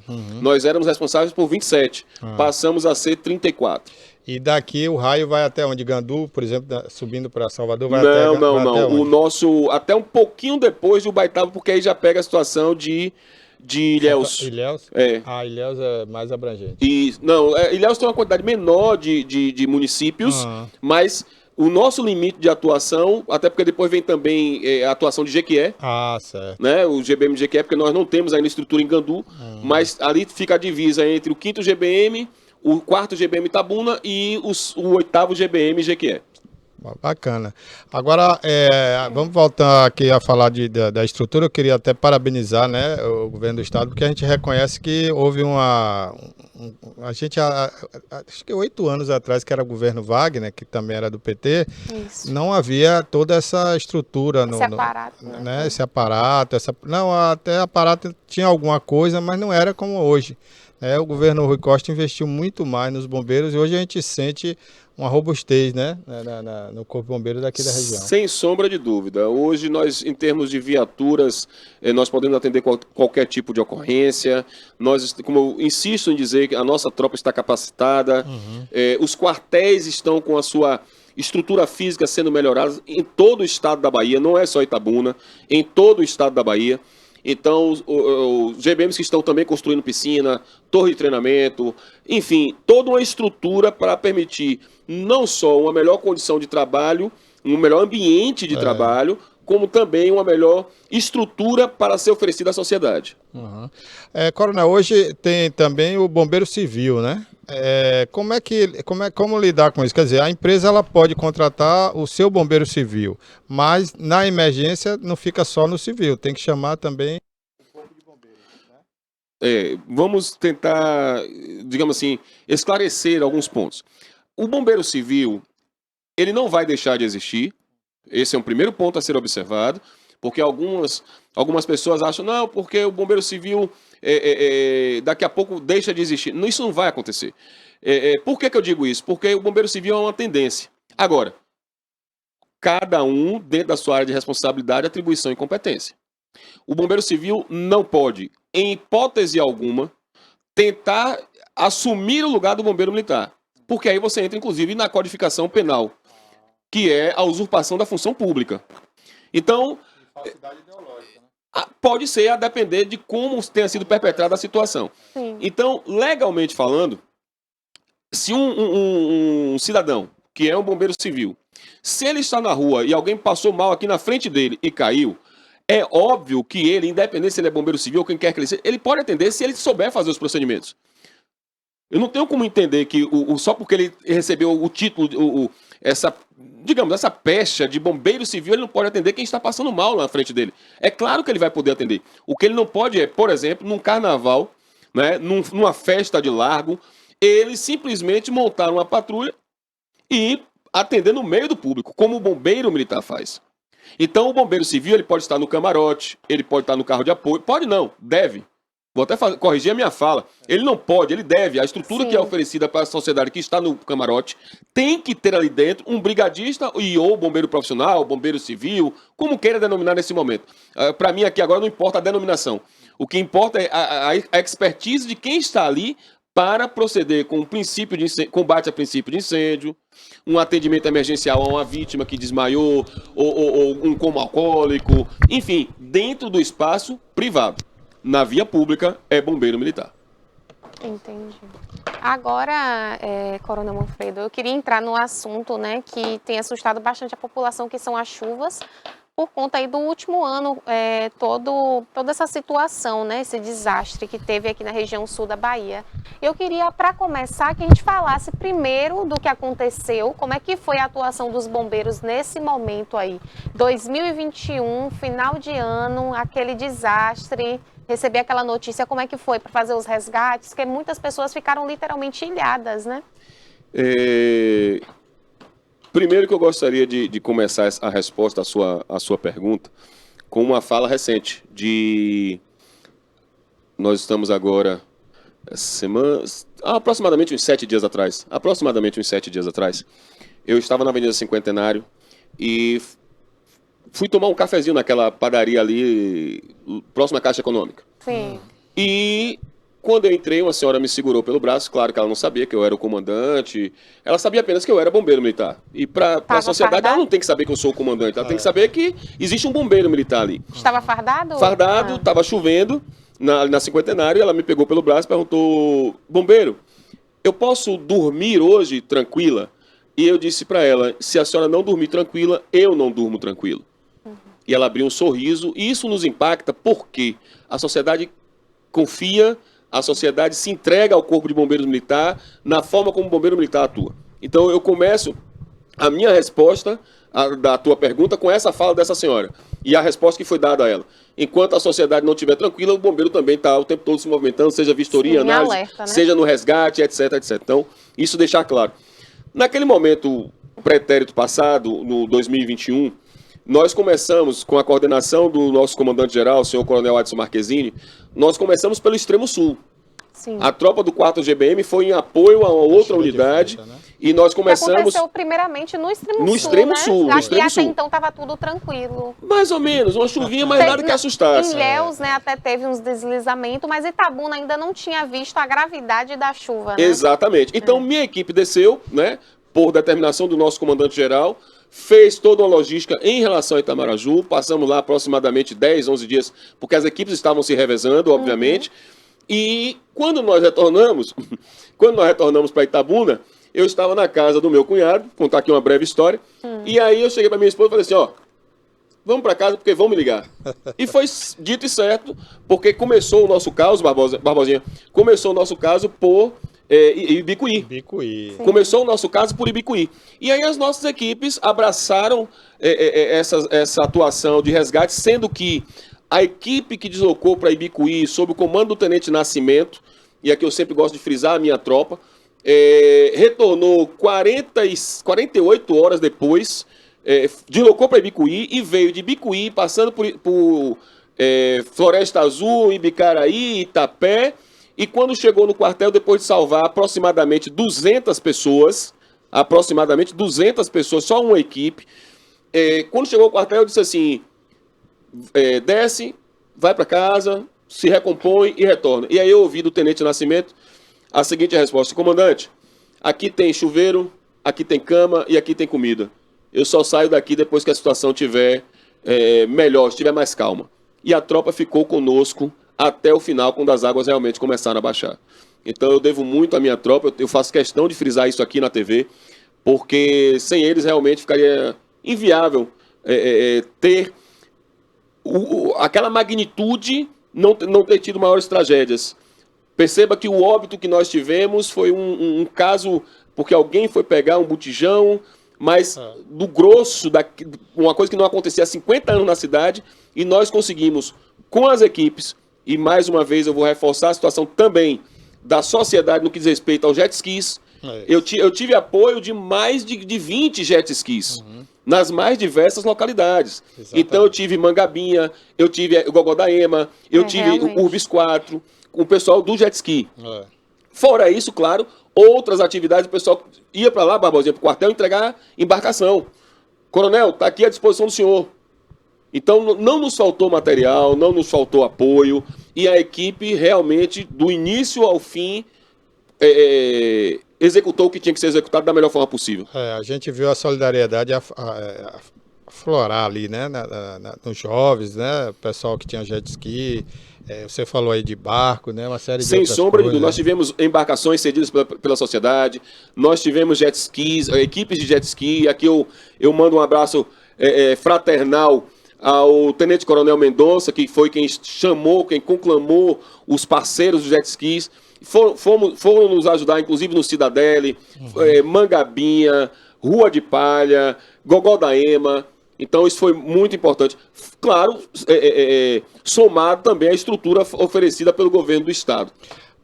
Coronel, a gente viu que nesse governo do PT, eu estou frisando isso, né, porque a gente houve uma mudança, né, a gente teve uma separação antes do PT e depois do PT, né, a polícia antes era muito despreparada, muito desaparelhada, polícia, bombeiro, tudo na Bahia, e depois do PT as coisas melhoraram muito tecnologicamente falando, né, e nós tivemos a melhora de equipamentos muito também em Salvador, na Polícia Militar, na própria Polícia Civil, no Bombeiro. E chegou-se até a se prometer, não sei se foi o Rui Costa que prometeu, que uma daquelas viaturas aéreas ficaria à disposição da polícia como um todo, né? Não só dos bombeiros, mas da Polícia Militar, da Polícia Civil aqui em Itabuna. E até, se não me engano, da Polícia Rodoviária Estadual. Mas esse helicóptero nunca veio, né? Não seria interessante uma aeronave dessa ficar na região à disposição de todas essas polícias, né? De todos os serviços? Faria a diferença, Porque né? eu tenho certeza que não há uma demanda assim necessária só para a polícia ou só para o bombeiro, né? Mas talvez para todo esse pessoal. Eu vou ter o prazer de responder essa pergunta interessantíssima, colocando da seguinte forma.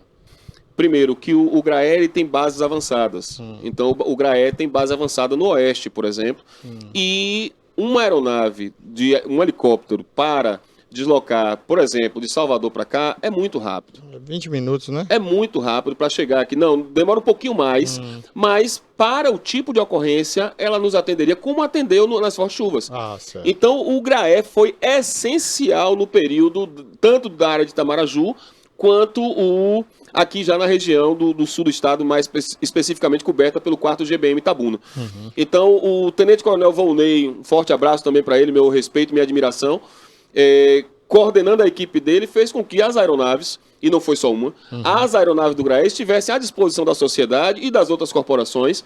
Tanto é que nós fomos atendidos aqui buscando o pessoal que estava em Santa Cruz da Vitória, São José da Vitória, tirando o pessoal do Cidadele. Em cima dos telhados, né? Muita gente em cima dos telhados. Gente, o GRAE socorreu pessoas que precisavam fazer hemodiálise, gestantes, parturientes, traumas diversos, ilhados. Então, de fato, o GRAE foi, sem sombra de dúvida, essencial para essas grandes ocorrências, essa grande ocorrência das chuvas do ano passado. E aqui, claro, eu vou fazer menção, o Corpo de Bombeiros também já está em fase final de aquisição da sua aeronave. Então, o Bombeiro Militar da Bahia também terá helicóptero, como também já tem avião, né? E aí, claro que toda a estrutura logística para uma grande operação, ela vai acontecer. Então, enquanto efetivamente não se concretiza, o GRAE, sem sombra de dúvida, atende muito bem ao Corpo de Bombeiros Militar da Bahia quando solicitado. Ok, então ele tem uma base avançada no Oeste. No Oeste, seria chama Barreiras. Barreiras. Isso. Então nós temos a aeronave distribuída nesses dois pontos do estado, e aqui eu reforço, o deslocamento, pegando como exemplo Salvador, Itabuna ou Salvador e Ilhéus, a aeronave é muito rápida. Mas tem toda uma burocracia, né? Daqui que acione, que autorize, que combustível, né? Eu posso garantir a você, Barbosinha, e a situação de todos os seus telespectadores e seguidores das redes sociais, de que esse tempo ele é minimizado, e vou dizer da seguinte forma, é minimizado ao máximo. Sim. Essa burocracia. Então, uma simples ligação de um comandante-geral e o motor da aeronave já está sendo ligado e os pilotos prontos para embarcar. Bacana, bacana. Excelente. Houve uma mudança também no uniforme, né, dos bombeiros, né? Há muito tempo atrás era marrom com vermelho, azul com vermelho, Isso, né? É porque é uma tendência, Barbosinha, a nível nacional. Uma padronização. Uma padronização de que o bombeiro militar esteja com o uniforme laranja, esse uniforme que nesse momento eu estou utilizando, e os outros uniformes fiquem para eventos específicos. Então nós temos túnica, que é para solenidade. Sim. Nós temos uniforme de passeio, que é para, digamos, um evento menos formal, né? Então, mas esse aqui, o laranja, ele passou a ser o operacional diário. Então, se você chegar em Brasília, você vai encontrar o bombeiro com São o uniforme Paulo, a mesma laranja. coisa. Isso. É igual o trânsito, né? O pessoal do trânsito hoje usa o mesmo uniforme em qualquer cidade do Brasil. Né? Tenta, exatamente, uniformizar viaturas e o uniforme. Isso é bom porque ajuda a identificação, né? Eu só não entendi a mudança das viaturas, né? Que quando eu era criança, né? O pessoal aqui na Bahia chamava a viatura de moreninha, né? Acho que não é do seu tempo, não. Eu acho que não. A criançada, quando via o Nunca carro ouvi da falar. polícia, né? Que tinha aquele giroflex, né? Giroflex. Era um redondinho assim, azul. E aí a molecagem falava que era moreninha dos olhos azuis. E agora voltou a ser marrom os carros, né? Isso, a padronização. é um Agora o bombeiro bege, não, né? o bombeiro é vermelho mesmo, né? Isso, a nível mundial. Mundial, né? A nível mundial é vermelho. E o A cor telefone que também é o predomina. mesmo, né? 193, permanece a 193. mesma coisa, o mesmo bacana. atendimento. É Eu isso aí. lembro quando fala assim de bombeiros, uma coisa que vem muito na minha cabeça é aquela coisa fictícia de desenho animado. O telefone toca, você desce o cano. Isso. Mas tem muitos Telefone quartéis que vermelho tem ainda, né? também. Salvador tem, por exemplo. Salvador tem. Porque depende também da altura da edificação. Fica ali na Barroquinha, né? O quartel do Comando Geral, onde fica o nosso comandante geral, o Coronel Adson Marquezine, no Barroquinho. Porque ali tem um dormitório, né? Então os bombeiros, para descer rápido, né? Já desce pelo ferro ali. ferro, né? É bom que não Interessante, tropeça viu? na escada. Isso. Já que estamos falando de amenidades, né? A nível de mulheres, hoje eu estou vendo uma mulher aqui acompanhando o senhor, né? É uma Sim. assessora aqui, mas ela também é Ela é bombeira, né? Bombeira, né? Ela é bombeira É. e uma das melhores condutoras de viatura que tem aqui na cidade. mesmo? Piloto, é? De viaturas grandes. Piloto não, de fuga não é de ainda. carro pequeno. Ah, não, é de viatura caminhão? grande. Rapaz, Uma das melhores que nós temos aqui. Pois é. O senhor autoriza ela a sentar aqui para a gente bater um papo? Sem sombra de Vou pedir dúvida, o pessoal, por favor, pedir o Rayana. pessoal para enquadrar aqui. Por favor, Rayana.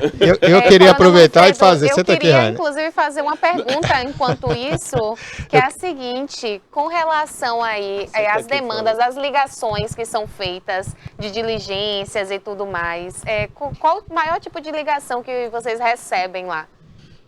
É onde Olha, mais peçonhentos? infelizmente, nós ainda temos muitos trotes. Trotes, né? Nós ainda temos muitos trotes. Agora, nós precisamos, Barbosinha e equipe, nós precisamos diferenciar. Existe o trote, existe a brincadeira. Tá? Uma criança ou adolescente, e por que não dizer adulto, às vezes liga para fazer uma brincadeira do tipo: bombeiro, bombeira, você é muito bonita, muito bonita.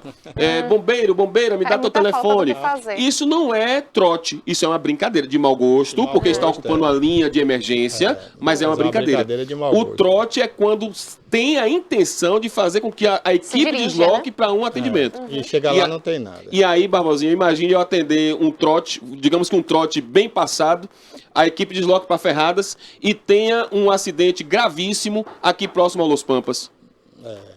E aí, E para aí sair a- de Ferradas, para chegar aqui... Aí, de repente, uma pessoa perde a vida, Perde a porque um vida. minuto é muito, né? Numa hora dessa. Exatamente, porque nós lidamos, Barbosinha, com o tempo-resposta. Né? Todo e qualquer bombeiro militar ele lida com tempo-resposta. Resposta. Então, quanto menor o tempo entre o momento que a ligação entrou na central e a chegada da guarnição no local da ocorrência, melhor para a vítima. Eu entendo que uma pessoa que faz um trote como esse é demente, né? É um problema mental, não pode ser uma pessoa normal. O pior de tudo, Barbosinha, é ter adulto fazendo isso. Quando você pega uma criança, que a atendente ou o atendente já percebe que é uma criança e que não tem nada de seriedade no que está falando, pode até tentar se entender, tá? Mas um adulto, e nós temos trotes que são passados por adultos. Eu acredito, eu só posso acreditar nisso, que é um deficiente mental, porque não pode ser normal. A bombeira, qual é seu nome? Rayana. Deixa. Aí. Você passou o microfone. Passou o microfone para Rayana, como é ser bombeira?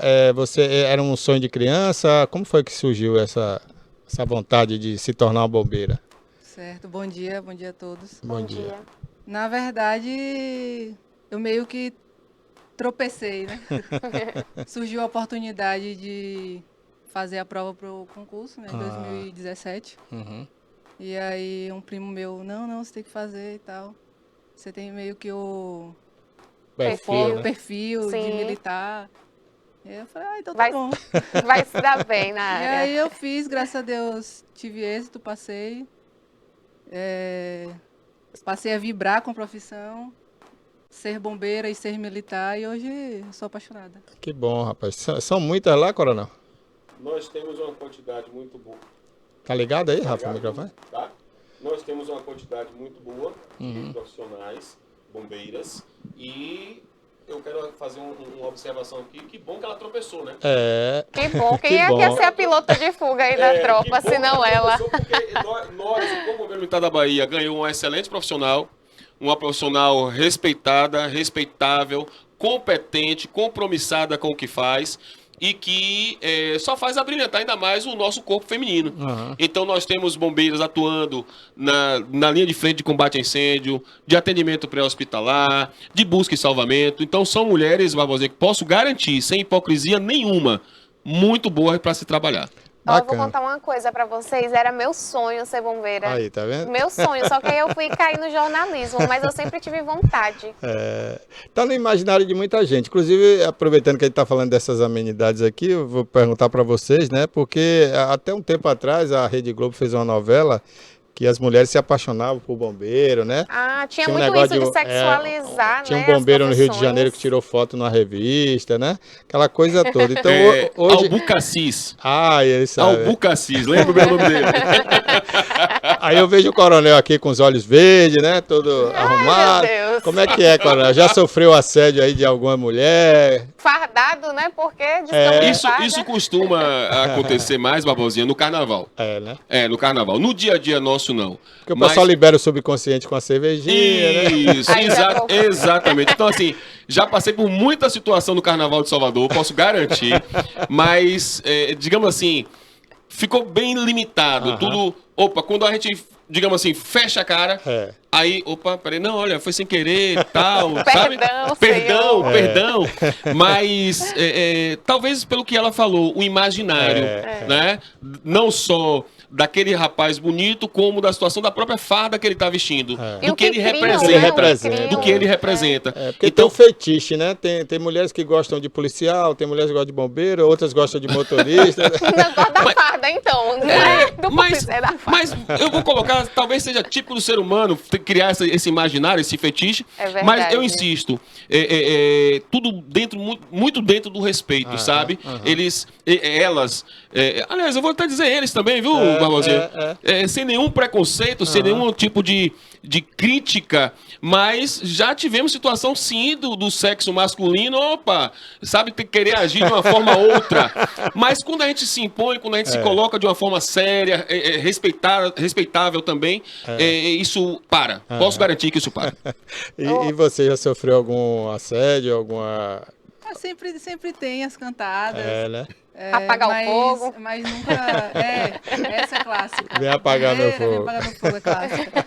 Mas como o coronel disse, não toma proporções maiores, não. É porque aí entra a postura, né? Também. Aí já quebra logo Dá logo medo, pensei essa mulher mais brava do que eu, meu filho. Agora isso começa também até você apaisando entre os amigos, né? Tem muita brincadeira, né? Tem também, mas como o coronel falou, a gente sempre se posiciona, né? E aí eles recuam.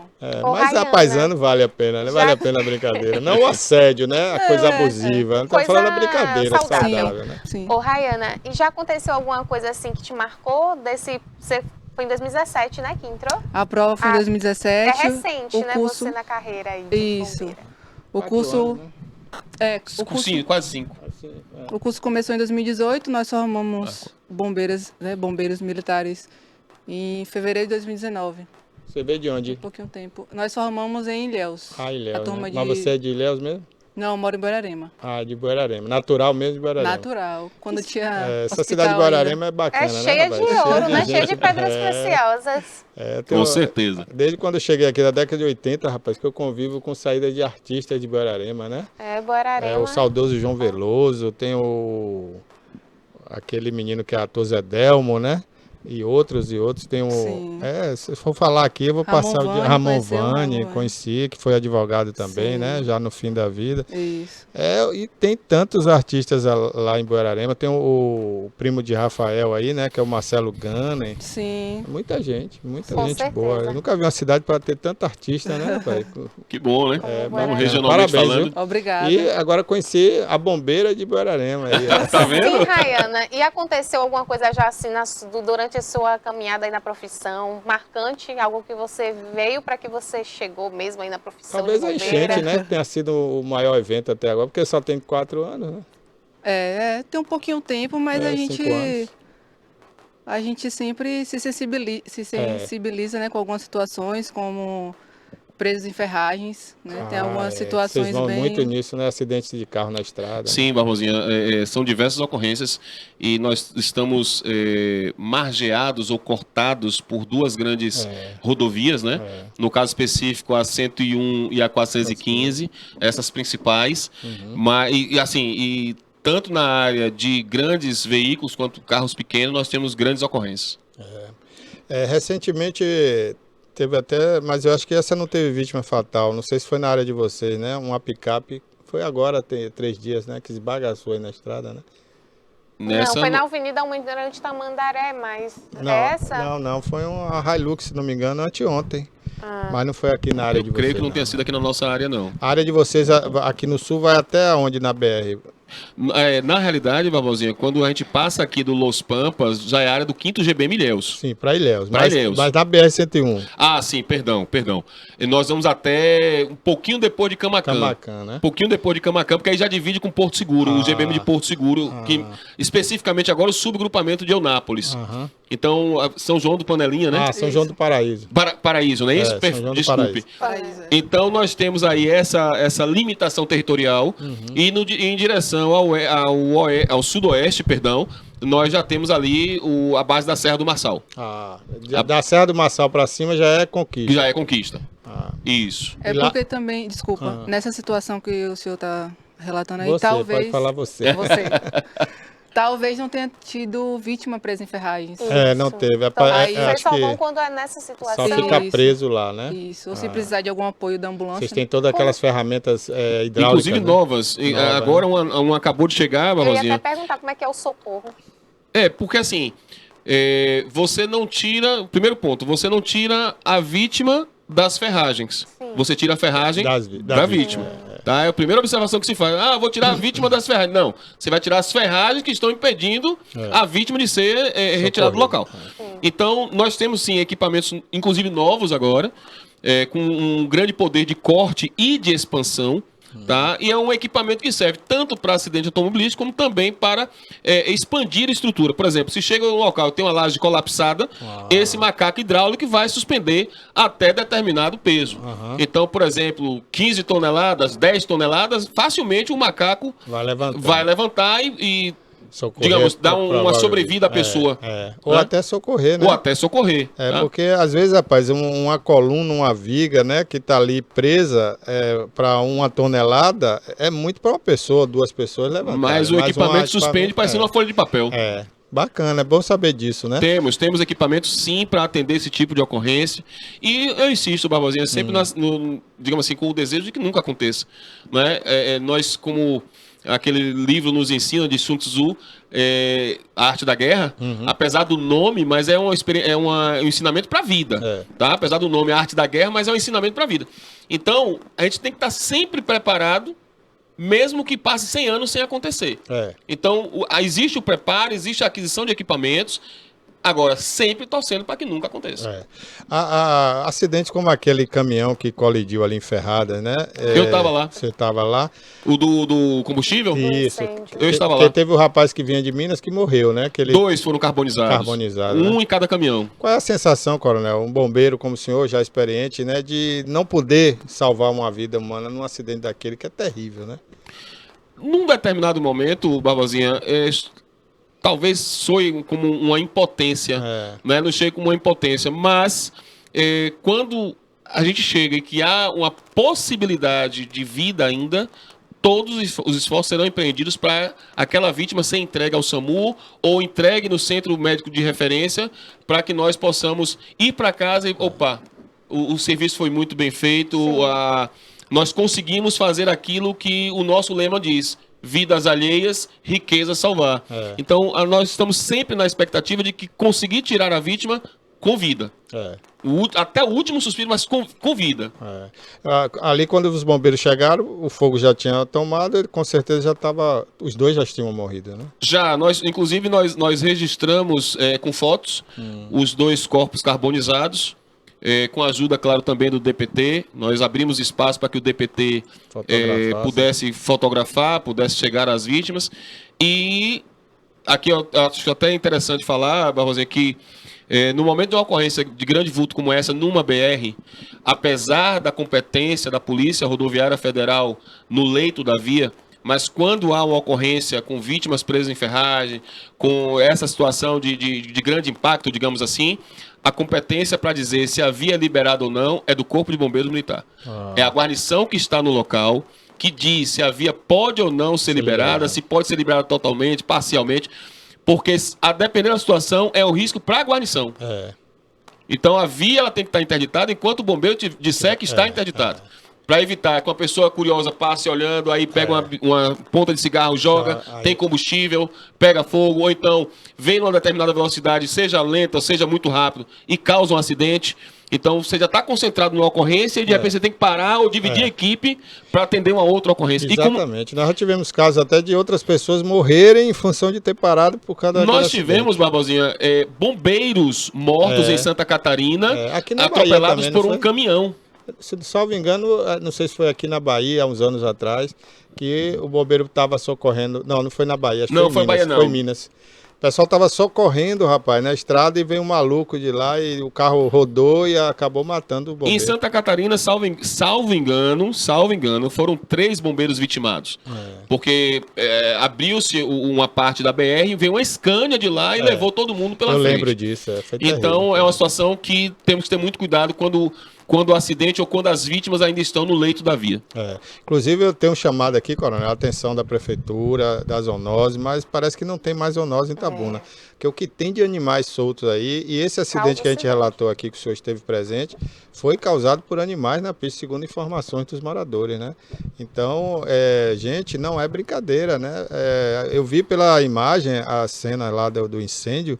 Era um negócio infernal. Os bombeiros com água e ele não consegue apagar porque o combustível ele não apaga com água, né? Nós utilizamos, inclusive aqui eu faço questão de frisar, Barbosinha, nós tivemos apoio da Transpetro ali, cedendo para nós mais líquido gerador de espuma, porque é o líquido gerador de espuma que nos possibilita agir melhor com o combustível, porque ele vai agir não só como resfriamento, mas também como abafamento, tirando o oxigênio das chamas, e aí isso possibilitou um combate mais rápido. Ainda assim, a ocorrência só terminou depois de 2h30 da manhã. Rapaz. Quando a via estava em segurança, quando já não tinha mais possibilidade de eclosão por força do combustível ali que estava queimando. Então nós temos que ter essa consciência de que a ocorrência só termina depois de um rescaldo bem feito. Inclusive o combustível que vazou, né? Que com certeza ficou por ali, né? Em algum mato ou alguma madeira. Poderia depois... Podia causar outro incêndio. Né? Sem sombra de dúvida. Sem sombra de dúvida. Coronel, tem mais alguma pergunta, Carol? Não, eu só queria, para finalizar, a questão aí dos animais peçonhentos. Como é que a população deve agir se caso der de cara com algum dentro de casa? Aí nós vamos passar a tarde toda falando sobre animais peçonhentos e animais venenosos. Venenosos. Bom, vamos lá. Primeiro ponto. Animal silvestre, seja ele qual for, chame o Corpo de Bombeiros ou chame o INEMA. Não tente pegar esse animal por diversos fatores. Né? Até porque quando o animal silvestre vem para dentro do teu ambiente, digamos assim, a tua casa, o teu sítio, enfim, é porque ou está atrás de comida, porque o ambiente dele foi danificado. Então, como qualquer ser vivo, vai tentar se alimentar e vai entrar tentando achar alimento. A cobra não vem para picar o ser humano. Ela está buscando algo. Ela está buscando para se alimentar. Ela não vem para picar o ser humano. Até porque, por instinto mesmo, essas cobras, principalmente essas daqui da região, digamos assim, para ficar no nosso micro-universo,